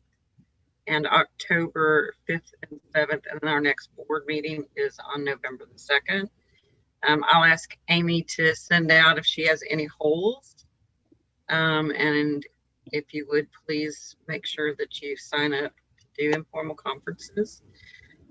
We welcome Tim, but on the same hand, I want to make sure that we've thanked our staff for everything that they've done through COVID, and especially today, our IT people coming to the rescue of many of our board members so that we could have this board meeting. I also think that we would be remiss if we did not, as a board, thank the pharmacists of the state of Texas and the amount of just sheer participation and work that they have done through COVID, the amount of vaccines that have been given. Really, we've asked a lot of the pharmacists in the state, as well as the technicians, and they have all stepped up to the plate. And we know that with flu coming on top of COVID, we'll be asking a lot more. The PrEP Act was extended. The PrEP Act now has the ability for techs to give flu to adults. So there's just a lot that the pharmacists continue to step up to the plate and do an exceedingly great job of providing healthcare for the state of Texas. And then we would be very remiss if we did not thank Allison and Kirsten for all that they've done for us, the guidance that they've given us, just the work that they've put in. They've been invaluable to the staff. They've been invaluable to us as a board, and through their years of service, they have made a difference to all of us and to all of the citizens of the state of Texas. So thank you for all you've done, and we appreciate you for all of your service and your friendship and guidance. Congratulations. Thank you, Julie, and thanks to all the board members. It's been definitely an honor and a privilege to be employed by y'all, and I wish y'all all the best in the future. Yeah, thank you. Never would have imagined 27 years ago that all the things that we've done and accomplished and how we've ended up and where I ended up, I never would have imagined it. And it's been just an honor and a pleasure. And I will definitely miss all of you all, and just appreciate so much all of your support and everything that y'all do. And you've got great staff. We say this all the time, that we've got really great staff, and they will continue on in continuing the reputation that the Board of Pharmacy has had for so many years. So again, thank you all for everything. All right, we have until the end of the month, and then Tim, we know that we're passing the torch to great leadership. So welcome again, and we know that you'll guide us into the future. So with that, I'll take a motion to adjourn, unless there are any other comments. Or I believe I have a motion from Lori to adjourn, and I think I had a second from somebody. Donnie. A second from Donnie. All right, all those in favor? Aye. Aye. All right, guys, well, have a great day, and thank you for your continued work for the state of Texas and our citizens. And I look forward to seeing you next time. Take care, everyone. Bye. All right, stay safe. Don't be Healthy. strangers.